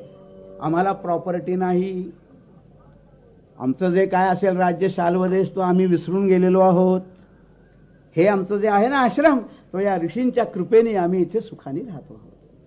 त्यांचं सान्निध्य आहे आणि सज्जनांच्या सान्निध्यात राहणं हाच आमचा आनंद आहे. हीच आमची प्रॉपर्टी आहे. आमच्याकडे काही नाही. तर तो हा विचार कसा काय तुझ्या मनात येतोय? तू पुन्हा विचार कर. बाबा रे, तो म्हणतो नाही नाही, सत्यवानालाच मी वरेन अशा तऱ्हेची माझ्या मुलीची मनापासून तीव्र इच्छा आहे. ती आपल्या आश्रमात येऊन गेलेली आहे आणि सत्यवानाला तिने पाहिलेलं आहे. तर कृपा करा आणि नाही म्हणू नका. तर तो सांगतो आहे की सुकुमार अंगकांती कुसुमा समचरण कोवळे असता. सुकुमार अंगकांती कुसुमा समचरण कोवळे असता. तिचे चरण हे फुलाला देखील, प्राजक्ताच्या फुलाला देखील लाज वाटेल इतके नाजूक तिचे चरण असतील. अशा तऱ्हेची तुझी ही मुलगी, कारण तिचं पूर्वीपासून मी नाव लौकिक ऐकतो आहे. राजा, काय सांगू तुला, माझ्या मनात ही सोयरीक जुळावी असं पूर्वीच आलेलं होतं. मला जेव्हा कळालं की सावित्री नावाची एक अत्यंत उत्कृष्ट तऱ्हेची कन्या ही आहे, असं नाहीये की तुझा सत्यवान आहे त्याला जोडा शोभणार नाही असं काही झालेलं आहे. परंतु मी हा असा दरिद्री, माझ्याकडे काही नाही, राज्य तो सोडून द्या, बाण सुद्धा मला कुणाकडनं तरी आणावे लागतात अशी अवस्था आहे. असा हा मी, तर मी तुझ्या मुलीची अपेक्षा करणं हे बरोबर नाहीये. म्हणून मी मुख गिळून गप्प बसलेलो होतो. मी तुझ्या मुलीला स्वीकारावं असं पूर्वीपासून माझ्या मनात होतं. मगाशी म्हटल्याप्रमाणे ह्या तऱ्हेचा प्रकार हा महाभारतात आहे, पण स्कंद पुराणात नाहीये. असे बारीक बारीक फरक आहे, म्हणजे महत्वाचे फरक काही नाहीये.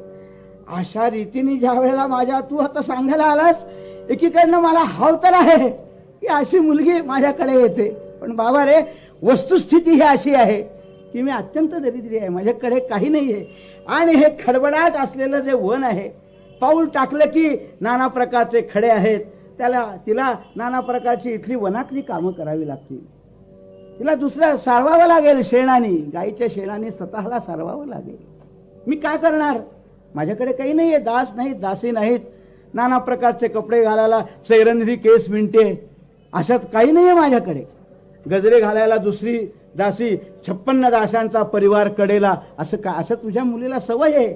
माझ्याकडे वाद्य नाहीत, वाजवायचं झालं तर फक्त परात वाजवायची. असा तुझ्या मुलीला अनेक विद्या येत आहेत, अनेक कला येत आहेत. याचा विचार कर. वनात राहणं ही गोष्ट सोपी नाहीये बाबा, फार कठीण गोष्ट आहे. हे मी तुला काय सांगणार, परंतु तुझ्या मुलीला ते तू समजून दे असं सांगते. मुलीला समजून दे. तेव्हा तो म्हणतो की हे सगळं मी तिला सांगायचा प्रयत्न केला, परंतु तिचं म्हणणं आहे अनुरूप संगतीने कान नाही रम्य भवन ते होते. ती म्हणते की बाबा, या जगामध्ये मला साजेल असा पती शोधण्याचा मी खूप प्रयत्न केला आणि अत्यंत वेचक अशा रीतीने विचार करून मी ह्या सत्यवानाला शोधलेला आहे. मला जर अनुरूप आणि माझ्यापेक्षा अत्यंत काय म्हणायचं कमी दर्जाचा पती जर मला असेल, तर मी त्याच्याबरोबर पत्नी म्हणून दिवस काढणं सोपं नाहीये. पती हा नेहमी पत्नीपेक्षा कसा पाहिजे हे तुला माहिती आहे, पित्याला म्हणते. तर त्यामुळे अनुरूप संगतीने कान नाही रम्य भवन ते भासे. परम प्रेम असे तरी भूलोकी स्वर्गलोक मानवाते. बाबा रे, भूलोकातच स्वर्ग असतो. स्वर्गासाठी आकाशात उडी मारावी लागत नाही. सगळी सुख ही एकमेकांची मन जोपासण्यात आणि मन ओळखण्यात असतात. सर्व सुखाचे आदर हे एकमेकांच्या मनाना नाही तर इतर पद्धतीने वागलं तर संकट ओढून आणण्याची प्रक्रिया होते. म्हणून तर अशा तऱ्हेने तुझा मुलगा आहे असं तिचं म्हणणं आहे आणि म्हणून तिची अशी इच्छा आहे. आता ही गोष्ट त्याला काही नाही म्हणता येईना. त्याला आपला मुलगा माहिती आहे कसा आहे, गुणसंपन्न आहे. राजा, मी तुला वस्तुस्थिती सांगितली, इथं पण तुझी इच्छा असली तर मला आनंदच आहे. अशा तऱ्हेची मुलगी माझ्या घरात येणं हे माझ्या भाग्याची गोष्ट आहे, यात संशयच नाहीये. आणि असं त्याने हो म्हटल्यानंतर त्या लग्नाचा दणका तिथेच त्याच वनामध्ये त्याच ऋषिकुमारांबरोबर त्यांच्या सहवासात आणि तिथेच असलेल्या ऋषींच्या मंगल वेदवाणीच्या शब्दामध्ये अशा तऱ्हेचा तो विवाह उत्तम रीतीने थाटाने साजरा झाला. राजाने काहीही कमी केलं नाही की आहे आपण काय असं काहीही त्याच्या मनात आलं नाही. उत्तम रीतीने सगळं काय रुखवतापासून जे जे काही असतं ते सगळं थाटामाटाने केलेलं आहे. आणि अशा रीतीने हा विवाह झाल्यानंतर 15-16 पूर्वी 16 दिवसाचा असायचा ना विवाह, सोहळा म्हणतो आपण, असा विवाह व्यवस्थित रीतीने झाला. आणि त्यानंतर राजाने मुलीला सांगितलं की मुली आता मी निघतो. आणि मग नमस्कार केलेला आहे शाल्व राजाला, नमस्कार केला आणि सांगितलं की हे पहा, आपल्याला मी काही उपदेश करण्याची गरज नाही, कोणती उपदेश करण्याची गरज नाही, आपण उच्च वृत्तीचे आहात, त्यामुळे मला आता निरोप द्या एवढंच फक्त म्हणायचं आहे. आणि राजा आला तसा डोळे पुसत पुसत, दुःखाने नव्हे मुलीच्या वियोगाचं दुःख एवढंच दुःख असलेला, आपल्या मद्र देशाकडे निघून गेला. आणि आता ही त्या घरामध्ये आश्रमामध्ये सारवणी करते आहे, केरसुणीने केर काढते आहे. पहाटेच्या वेळेला आपल्या नवऱ्याच्याही आणि सासऱ्याच्याही अगोदर उठते आहे, सडा संमार्जन करते आहे, झाडणं लोटणं करून रांगोळ्या काढते आहे. अग्निहोत्र आहे, त्या अग्निहोत्राची उपासना करण्यासाठी समिधा वगैरे व्यवस्थित आणून ठेवते आहे, फुलं फळं यांची व्यवस्था करते आहे. अशा रीतीने तिचं आपलं जीवन सुरू केलेलं आहे. तिला एकही दिवस त्यासाठी क्लासला जावं लागलेलं नाही, संबंध नाही. कारण तिला माहिती आहे जिथे शिरलो एखादा उत्तम नट जे काम करण्यासाठी त्या वृत्तीत जातो तसं आपोआप वागायला लागतो. हे लक्षण आहे उत्तम नटाचं. त्याप्रमाणे ती त्या शरीरात गेली कुठल्या की मी एका व्रतस्थ असलेल्या क्षत्रियाच्या घरामध्ये त्याची नवीन कांता म्हणून आहे तसं वागायला लागली. अशा रीतीने सगळा दिनक्रम तिने आखलेला आहे.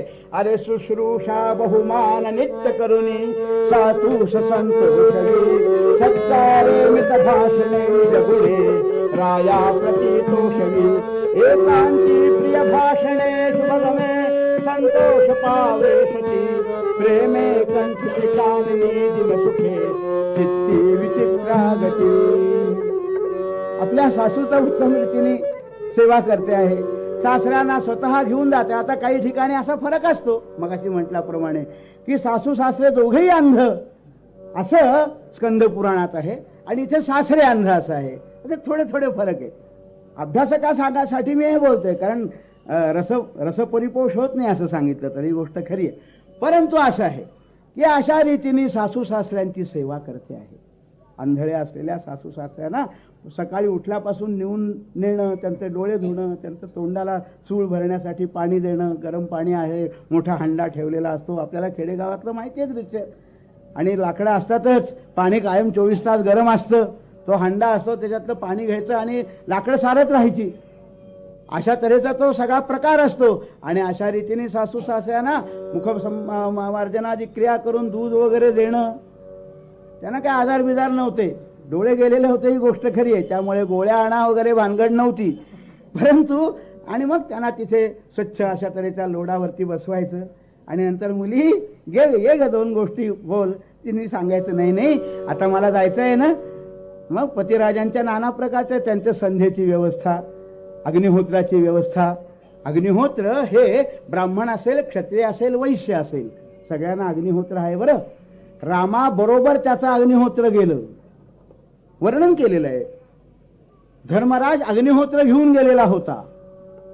क्षत्रियाला अग्निहोत्र असतं, हे लक्षात ठेवण्यासारखी गोष्ट आहे. त्यामुळे अग्नीची सेवा हीच सेवा, अशा तऱ्हेचा तो काळ आहे. कृतयुगातली गोष्ट आहे ही, फार जुनी गोष्ट आहे.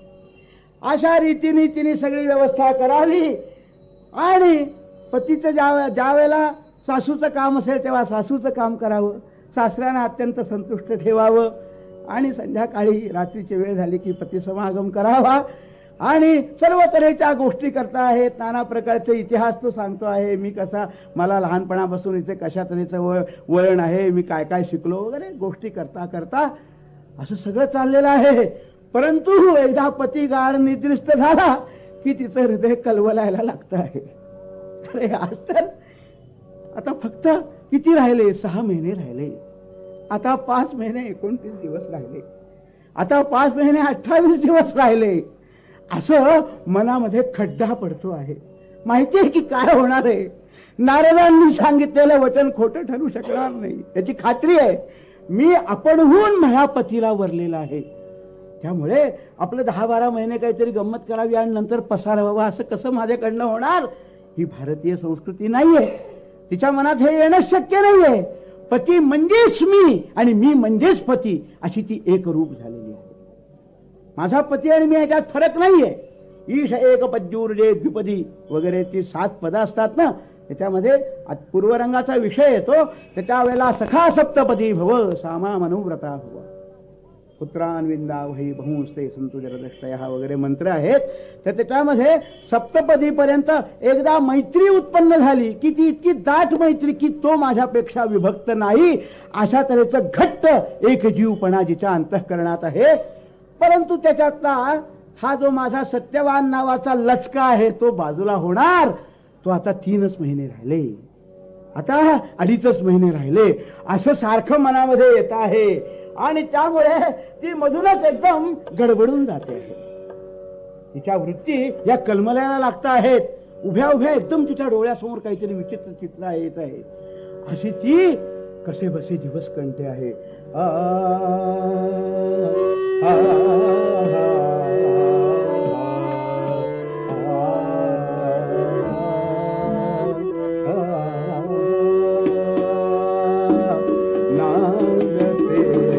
सुखे परीक्षणात होई बावरी नांदते सुखे परीक्षणात होई बावरी आठवे कठोरती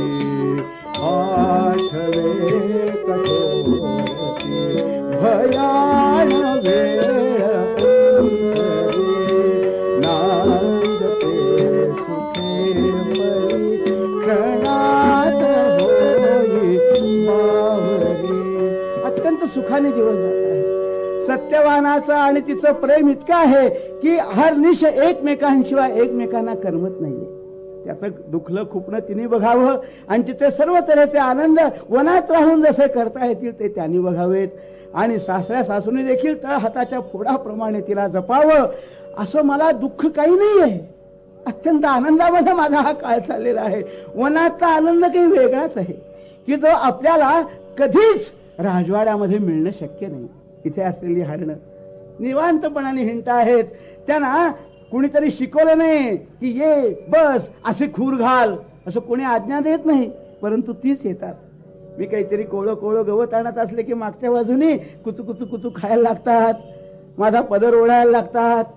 अशा तऱ्हेने अरे असं रे काय करतोस म्हणावं तर एकदम असं करून मला असं तोंडाला तोंड लावायचा प्रयत्न करतात. हे मला राजवाड्यात कसं मिळणार. सारिका आहेत, शुका आहेत, आकाशामध्ये रम्य निर्भर अशा तऱ्हेचा आकाश आहे आणि मग सतत दास आहेत, दासी आहेत, त्यांचा शेजार आहे, असं काही नाही. एकांत आहे, निर्मळ आहे, शांत आहे, खळखळतं पाणी आहे, सुंदर सुंदर झरे आहेत आणि त्यांच्यासारखं स्वच्छ अंतःकरण असलेली माझी सासरा सासू आणि पती आहेत. किती आनंद आहे बरं. इथे सुखाला काहीच तोटा नाहीये. नांदते सुखे परीक्षणात होई बावरी आठवे आठवे कठोर भयान वेळ अंत. परंतु हे सगळं जरी सुख असलं तरी दिवस जसजसे पुढे जात आहे त्यावेळेला काळ आपला आप पसरून असं हळूहळू वर्षाला शोषून घेतो आहे आणि आपण हळूहळू आत आत जातो आहे असं तिला सारखं भान होत होतं. ती म्हणते आठवे कठोर ती भयान वेळ अंतरी. मग रम्यतार कानभी रम्यतार कानभी बघत नाही ती उभी. रम्यतार कानभी बघत नाही ती उभी. लुक लुके परी पडे क्षणी तुटोनी भोवरी. लुक लुके परी पडे क्षणी तुटोनी भोवरी. सुखे परी क्षणात होई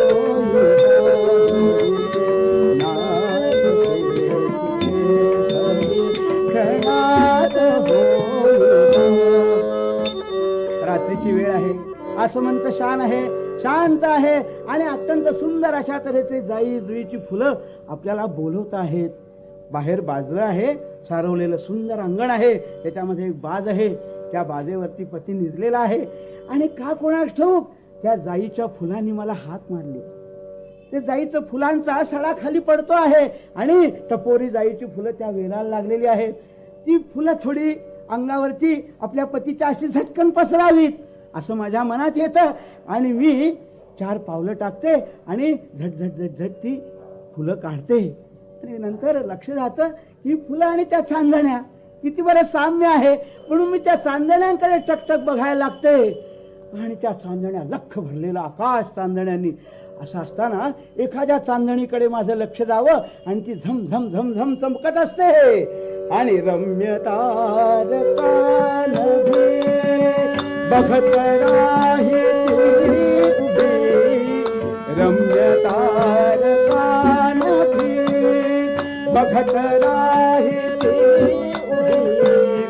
लुक लुके परी पडे क्षणी तुटोनी भोवरी. आणि त्या तारकेकडे ती बघते आहे आणि पतिदेवा बघता का किती छान दिसतंय हे वातावरण असं तिच्या मनामध्ये येत आहे. इतक्यामध्ये काय होते कोणास ठाऊक. ती तारका आहे तिथे सटकन निखळते आणि खाली पडते. तेव्हा तिला एकदम आठवण होते की हे माझं सुख आहे ते सुखा क्षणभंगूर आहे. हे क्षणभंगूर इतकं आहे की आता फक्त 2च महिने राहिलेले आहेत. आता 1.5 महिना राहिलेला आहे आणि काळ वसा वसा करून मला खाण्यासाठी टपलेला आहे. अरे क्रूरता करावया क्रूरता करावया बाळ देई भया क्रूरता करावया काळ देई भया घाबरो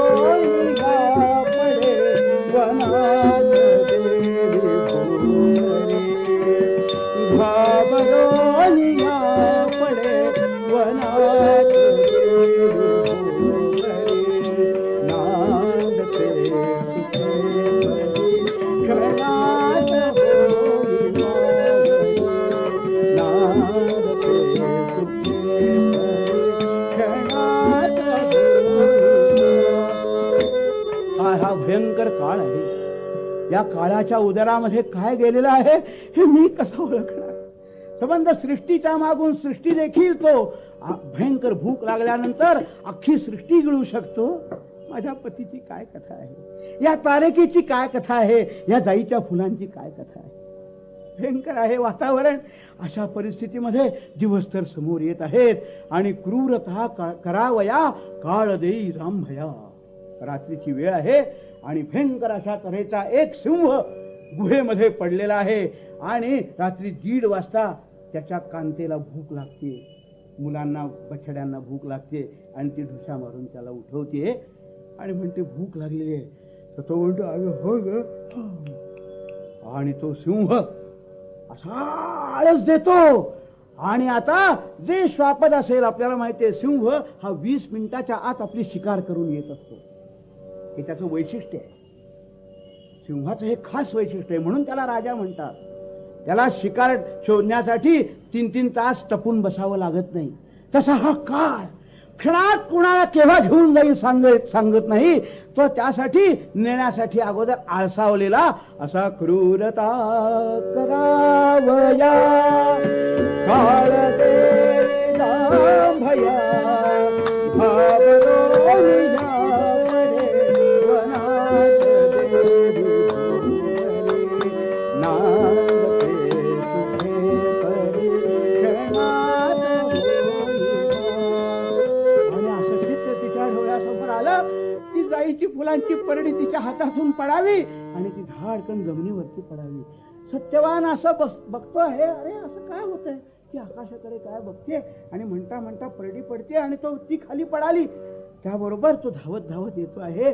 पाणी शिंपडतो आहे आणि म्हणतो अगं काय रे झालं तुला. नाही नाही काही नाही.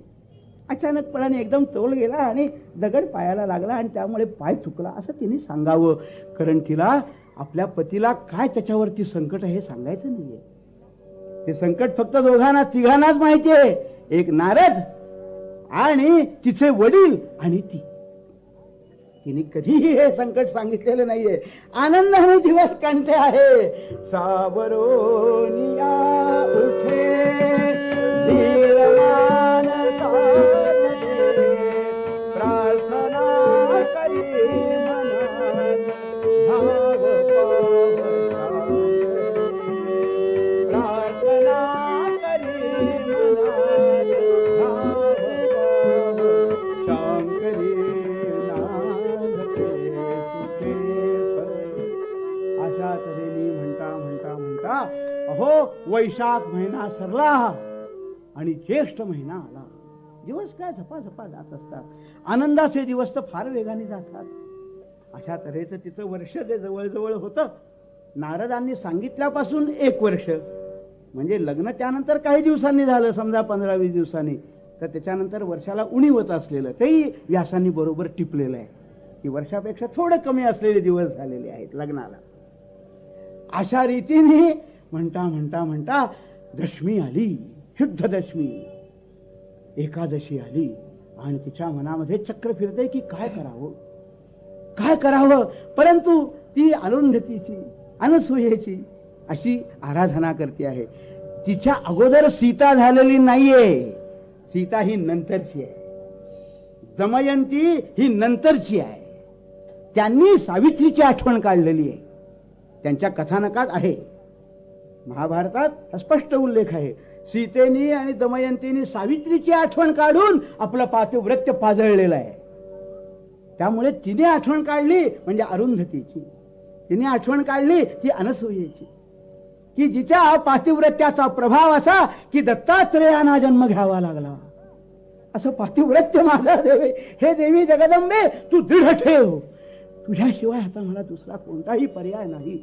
आता तू मला सुचवशील त्याप्रमाणे मी वागणार आहे. बरं अंतःकरणामध्ये तू आहेस. तू मला सुचव त्याप्रमाणे मी अशी पावलं टाकीन. असं कर्म करीन की माझ्या पतीकडनं कुठल्या तरी जन्मात झालेलं जे पातक असेल की त्यामुळे त्याला लवकर मृत्यू असेल परंतु ते मी ठोपून धरावं. अशा तऱ्हेची तू मला शक्ती दे. आणि आम्ही दोघे एक असल्यामुळे माझं कर्म हेच त्याचं कर्म आणि त्याचं कर्म हेच माझं कर्म. म्हणून मनुस्मृतीमध्ये स्पष्ट सांगितलेलं आहे की पत्नीला पतीची त्याचं जे व्रत आहे त्या व्रताला मदत करणं ह्याच्यातच तिचं पुण्य आहे. कारण दोघांचं एकच आहे. बरं तर ती म्हणते की त्याच्या कर्माला धुण्यासाठी मी अशा तऱ्हेचं काहीतरी करावं अशी तू स्फुरण दे. आणि तिला स्फुरण मिळालं. गायत्री देवता आहे ना तिची. स्फुरण मिळालं काय. त्रिरात्र व्रत करण्याचं स्फुरण मिळालं. 3 रात्री द्वादशी त्रयोदशी आणि चतुर्दशी व्रत. गंमत आज आपण तसं करत नाही. आपण थोडं वेगळं करतो. पण स्कंद पुराणात आणि महाभारतात एकच आहे ते त्रिरात्र व्रत म्हणजे द्वादशीची रात्र, तेव्हापासून व्रत सुरू करायचं, उपवास सुरू करायचा. झोपायचं नाही, खडं राहायचं. म्हणून आपण शॉर्टकट केलाय. झोपायचं नाही, त्रयोदशीला झोपायचं नाही, आडवं अंग करायचं नाही, उभं राहायचं, आडवं अंग करायचं नाही. चतुर्दशीला आडवं अंग करायचं नाही, उपवासी राहायचं, काहीही घ्यायचं नाही आणि हरिनामस्मरण करत राहायचं. हे आणखी नाही, त्याचे आहेत पुष्कळ तपशील त्याचे. अशा रीतीने ती आपले दिवस काढते आहे. अशा तऱ्हेचं तिचं व्रत बघितल्यानंतर पहिल्यांदा काही तिने आपलं सांगितलं की माझं एक छोटंसं व्रत आहे, आपण काही नाही म्हणू नये असं आपलं थोडक्यात सांगून ते व्रत सुरू केलेलं आहे. बरं, आणि मग ते व्रत सुरू केल्यानंतर काय झालेलं आहे?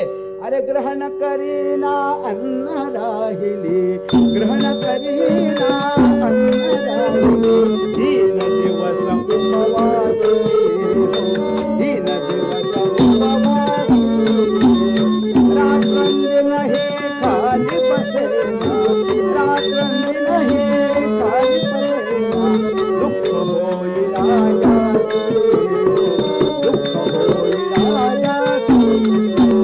आणि राजाला ज्या वेळेला कळालं की ती एक रात्र झाली, दुसरा दिवस झाला, पोटामध्ये काही घेत नाहीये आणि रात्री झोपली पण नाहीये, राजाला काळजी वाटली. सुनबाई ये ग, काय ग चाललंय हे तुझं, तू काय करतेस? तर ती म्हणाली काही नाही, माझं एक काहीतरी मनामध्ये आहे, मी आपल्याला नंतर सांगीन, परंतु मला हे 3 रात्रींचं व्रत आहे ते करू द्या. मी गायत्रीची उपासना करते, माझं नाव सावित्री आहे ना, तर त्यामुळे माझ्या वडिलांकडनं मला ही उपासना आलेली आहे आणि म्हणून हे मी व्रत करते आहे, कृपा करा आणि मला अडचण आणू नका. पतिदेवांना देखील सांगितलं की कारण असं आहे, कोणतंही व्रत करत असताना नवऱ्याची परवानगी काढावी असं धर्मशास्त्र सांगतं. म्हणून ती गोडी गुलाबीनी हे व्रत करते आहे. रात्रंदिन ती खाली बसे ना, उभं राहायचं. आणि असं द्वादशी, त्रयोदशी, चतुर्दशी आणि पौर्णिमेला संध्याकाळी ब्राह्मण भोजन घालून उपवास सोडायचा, असं ते व्रत आहे. बरं, तिथे असं ते व्रत आहे. म्हणून 3 दिवस आणि 3 रात्री म्हणजे त्रयोदशी, चतुर्दशी, पौर्णिमा हे दिवस आणि द्वादशीची, त्रयोदशीची आणि चतुर्दशीची रात्र. आणि मग पौर्णिमेच्या आपण तसं आता करत नाही, पूर्ण उपास करायची पद्धत आहे. असं मी म्हणजे माहित नाही मला, पण मी पाहतो मी पाहतो असं. तर पौर्णिमेच्या रात्री व्यवस्थित रीतीने त्याची सांगता व्रताची करून ब्राह्मण भोजन घालून असं ते व्रत आहे तिथे मुळात सांगितलेलं. तसंच ती वागलेली आहे. तर 3 रात्री गेल्या आणि हे दिवस गेले, 3 दिवस, आणि असं तिथं चाललेलं आहे. तिने सांगितलं या दोघांना की आपण रागू नका, माझं हे व्रत तेवढं मला करू दे. आणि असं होता होता पौर्णिमा उजाडलेली आहे. पौर्णिमा उजाडल्यानंतर सुस्नात झालेले आहेत तिचे पतिराज आणि खांद्यावरती परशु घेतलेला आहे. स्नान संध्या अग्निका होत्र करून आणि वनामध्ये निघालेला आहे तो. कारण का तर त्याला कंदमुळं, फळं, झाडं, झाडांच्या फांद्या असं आणायचं होतं, लाकडं आणायची होती, समिधा आणायच्या होत्या. आणि त्यांनी सांगितलं की हे प्रिये, मी येतो बरं संध्याकाळी, मी निघालेलो आहे. आणि ती काय तिचं खाण्याची जी पद्धती असेल त्याप्रमाणे त्यांनी ते नेलेलं आहे. त्याबरोबर तिने सांगितलं, धावत धावत अंगणात आली आणि पतिराजाने म्हणाली की हे पहा, आजच्या दिवस माझी एक गोष्ट आहे का. काय ग, काय झालं? एकच गोष्ट आहे का, छोटीशीच गोष्ट आहे, मला जास्त काही म्हणायचं नाहीये. काय आहे? अरे मद टाकून या स्थानी एकटेन जावे राणी, मद टाकून या स्थानी एकटेन जावे राणी, सोडून आज प्रिय चरण कासाविस होतील प्राणी, सोडून आज पती चरण कासाविस होतील प्राणी. श्रमलीस आज सुंदरी, श्रमलीस आज सुंदरी, वननेन तुझ कधीतरी, वननेन तुझ कधीतरी, करी भोजन तू सत्वरी, करी भोजन तू सत्वरी, हे वडील जनासी तुझ एकटेन जावे राणी. ती म्हणाली, हे नाथ, माझी माझी एक छोटीशी इच्छा आहे. आज आपल्याला सोडून मला जावं वाटत नाहीये. आपल्याला बिलगुल राहावं असं वाटतंय.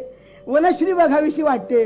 निरनिराळी झाडं, निरनिराळी फुलं, निरनिराळी फळं, निर्झर यांच्या सहवासात तुझ्याबरोबर रममाण व्हावं. तो म्हणतो आज काय तुझ्या मनात हे आलं? आज वर्ष झालं मी नेहमीच वनामध्ये जातो, एकही दिवस तू मला असं कधी म्हणाली नाहीस. ती म्हणाली हो ना, पण आज मला इच्छा आहे. माझी इच्छा पूर्ण करा. मी आजपर्यंत कधीतरी हट्ट धरलाय का? कधीच नाही हट्ट धरला. एकच माझी इच्छा आहे की वनात आपल्या बरोबर जायचंय आणि एकटेन जावे राणी. रानामध्ये एकटं जाऊ नका, मला आपल्या बरोबर घेऊन चला. मी आपली सहचारिणी आहे. आपल्या बरोबर राहण्यातच मला आज आनंद वाटतोय. मी व्रतस्थ आहे, त्यामुळे मला असं वाटतंय की आपल्याला सोडून जाऊ नये. तो म्हणतो अगं तू व्रतस्थ आहेस म्हणूनच मला काळजी आहे. आपण पुन्हा जाऊ ना. तुझं जेवण बिवण होऊ दे, जरा शरीर शक्ती येऊ दे. तुला आता इतके 3 रात्री तू जागलेली आहेस, काही झोपलेली नाहीस, बसलेली सुद्धा नाहीस. त्यामुळे माझ्या मनामध्ये कसं बरं असेल की तुला आज रानात घेऊन जावं. म्हणते असं म्हणू नका. मी अत्यंत वाऱ्यासारखी आपल्या बरोबर येईन. आपल्याला माझा त्रास होऊन देणार नाही. खरंच सांगते मी. ह्याला प्रश्न पडला. प्रेम आहेच तिच्यावरती. आपल्या प्रियेला सोडून जावं असं त्याला तरी कुठे वाटतंय, पण कर्तव्य म्हणून माणूस या गोष्टी करत असतो. तर तो म्हणाला हे पहा, मी तुला नेईन, परंतु माझ्या मध्ये मी नाहीये. म्हणजे माझ्या आज्ञेत मी नाहीये. माझे वडील जन आहेत त्यांच्या आज्ञेत मी आहे. त्यांना डोळे नाहीये. आणि तू जर अशी बाहेर पडलीस तर त्यांना दिवसभर कसं सांभाळणार अशी माझ्या मनामध्ये काळजी लागते. तर तू त्यांना विचार. ते जर म्हणाले की हरकत नाही तर अवश्य माझ्या बरोबर ये. मग ती गेलेली आहे. त्यांचे चरण धरले आणि म्हणते आहे की मला अनुमती द्यावी. मला पती बरोबर आज राहावंसं वाटतंय. मला पतीला सोडून जावंसं वाटत नाहीये. त्याबरोबर तो म्हणतो सासरा की अगं असं कसं म्हणतेस मुली, तुझ्या पोटात अन्न नाहीये. आम्हाला दिसतं आहे डोळे नसले तरी तुझ्या पोटात अन्न नाही, आम्ही कसं सोडू? तू म्हणाली मी कधी आपल्याला आजपर्यंत कसलाही हट्ट धरलेला नाही. ही गोष्ट खरी आहे ना. एवढाच माझा हट्ट पूर्ण करा असं म्हणते आहे. मग सद्गुणी असे मम स्नुषा कधी हट्ट न धरला असा. सद्गुणी असे मम स्नुषा कधी हट्ट न धरला असा. अवमान करू तरी कसा आनंद कहो समनी. सांगतोय ठीक आहे मुली, तुझा एवढा आग्रह आहे आणि खरोखरच आजपर्यंत तू कधीच मला असं म्हटलेलं नाहीयेस, परंतु अत्यंत सांभाळून. सत्यवाना इकडे आहे रे बाबा. सत्यवानाला बोलवलं आणि सांगितलं बाबा रे तिच्या पोटात अन्न नाहीये, ती झोपलेली नाहीये, ती बसलेली नाहीये. अतिशय काळजीपूर्वक तिला घेऊन जा. अतिशय काळजीपूर्वक नाही, तुझ्यावर जबाबदारी आहे बरं. आता त्या आश्रमामध्ये मुनिकुमार जवळ होतेच. त्यांनी ती व्यवस्था काही म्हणजे आता ते नाही तर काहीच होणार नाही असं नाहीये. जवळ सगळे त्याचे स्नेही मंडळी होती. त्यांनी सांगितलं जा, तुझ्या मनात आहे ना जा, परंतु अत्यंत सांभाळून जा. असं म्हटल्यानंतर ती दोघी जण निघालेली आहेत आणि निघाले वनामध्ये गेले. त्या पलीकडच्या बाजूला झरा होता, त्याच्या पलीकडे उडी मारून तिला वरती एक टेकडी वर चढल्यानंतर सगळं मोकळं मोकाट आकाश, उंच उंच झाडं आणि नाना प्रकारची वनश्री फुललेली आहे. असा ज्येष्ठ महिना आहे ना, त्यामुळे पाऊस असा नुकताच झुरू झुरू होऊन असं वातावरण असं असतं. आज आहे तसंच वातावरण असं आहे की ते उंबरठ्यावरचं वातावरण आहे. मृग नक्षत्र लागते किंवा लागत नाही असा काळ आहे. आणि त्यामुळे अत्यंत आनंदामध्ये ती आपली इकडे तिकडे हिंडते आहे, फिरते आहे. नाना प्रकारचे उंच उंच वृक्ष आहेत. याला जे वृक्षांची फांद्या काढायच्या होत्या तो झाडावर चढतो आहे. तब्येत ठणठणीत आहे, परशू खांद्यावर आहे. झाडावरती चढायचं, फांद्या खटाखटा काढायच्या, पानं ती बाजूला काढायची तिने. मग नंतर त्याच्या मोळ्या करायच्या. मोठी लाकडं एका बाजूला, लहान लाकडं एका बाजूला, असं करायचं. फळं बाजूला काढायची, समिधा बाजूला काढायच्या. असं तिचं चाललेलं आहे खाली आणि हा वर चढतो आहे. असं करता करता 2-2.5 तास झाले आणि उन्हाची तिरीप यायला लागलेली आहे. असं करता करता त्याला काय व्हायला लागलं कोणास ठाऊक. तो खाली आलेला आहे आणि खाली आल्यानंतर एकदम त्याला असं अंधेरी आल्यासारखं होतं. झाडाला धरतोय. ती म्हणाली काय झालं पतिदेवा? काही नाही, तर थोडस जरा. मग ती म्हणते सखया विसावा घ्यारानी, सखया विसावा घ्यारानी, तरुचा बसू तळी दामोनी, तरुचा बसू तळी दामोनी, सखया विसावा सखया विसावा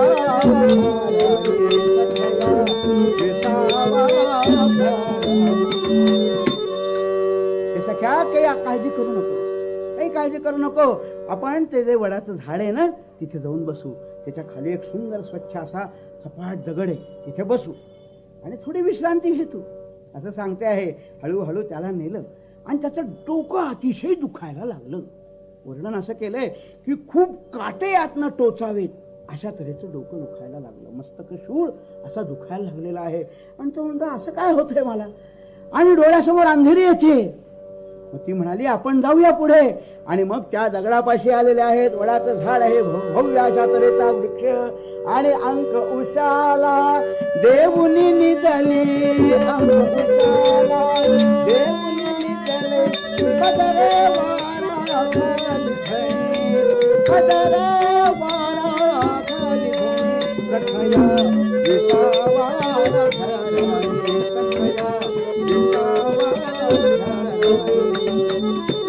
आणि त्याला तिने आडवं केलं. उपरणासारखं वस्त्र होतं ते खाली टाकलं, त्याच्यावर त्याला ठेवलं आणि आपली मांडी त्याला दिली आणि शांतपणाने त्याला पडून दिलं. आणि म्हणता म्हणता अहो असं झालं त्याची छाती दुखायला लागली, दरदरून घाम सुटला. असं वर्णन केलंय, मी मंच सांगत नाहीये. छाती दुखायला लागली, दरदरून घाम सुटला आणि त्याला समजेना, गलबल गलबल अशी व्हायला लागलेली आहे. आणि ती त्याच्या मस्तकावरनं हात फिरवते आहे. शांत व्हा, काही काळजी करू नका असं ती म्हणते आहे. दर दर सुटला घाम शरीरी, दर दर सुटला घाम शरीरी, टप टप नयनाये पाणी, टप टप नयनाये पाणी, सखया विसावा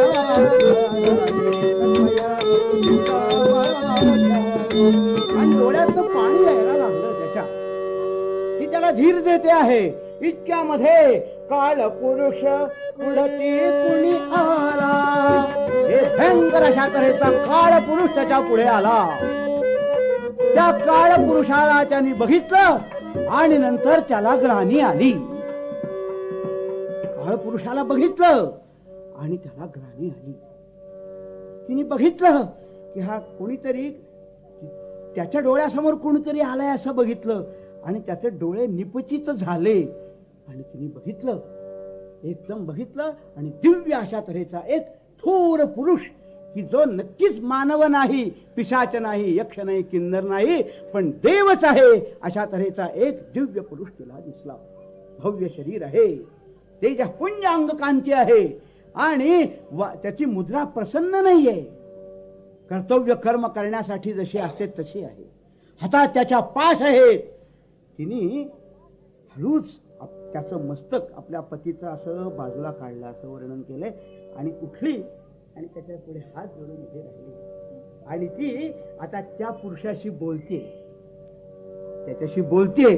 तो काय संवाद आहे हा प्रसंग आणि त्याच्यानंतर ती घटना उद्याच्या शेवटच्या कीर्तनामध्ये चरणी विनती सदा, तव चरणी विनती सदा, करी करुणा धन्यवाद.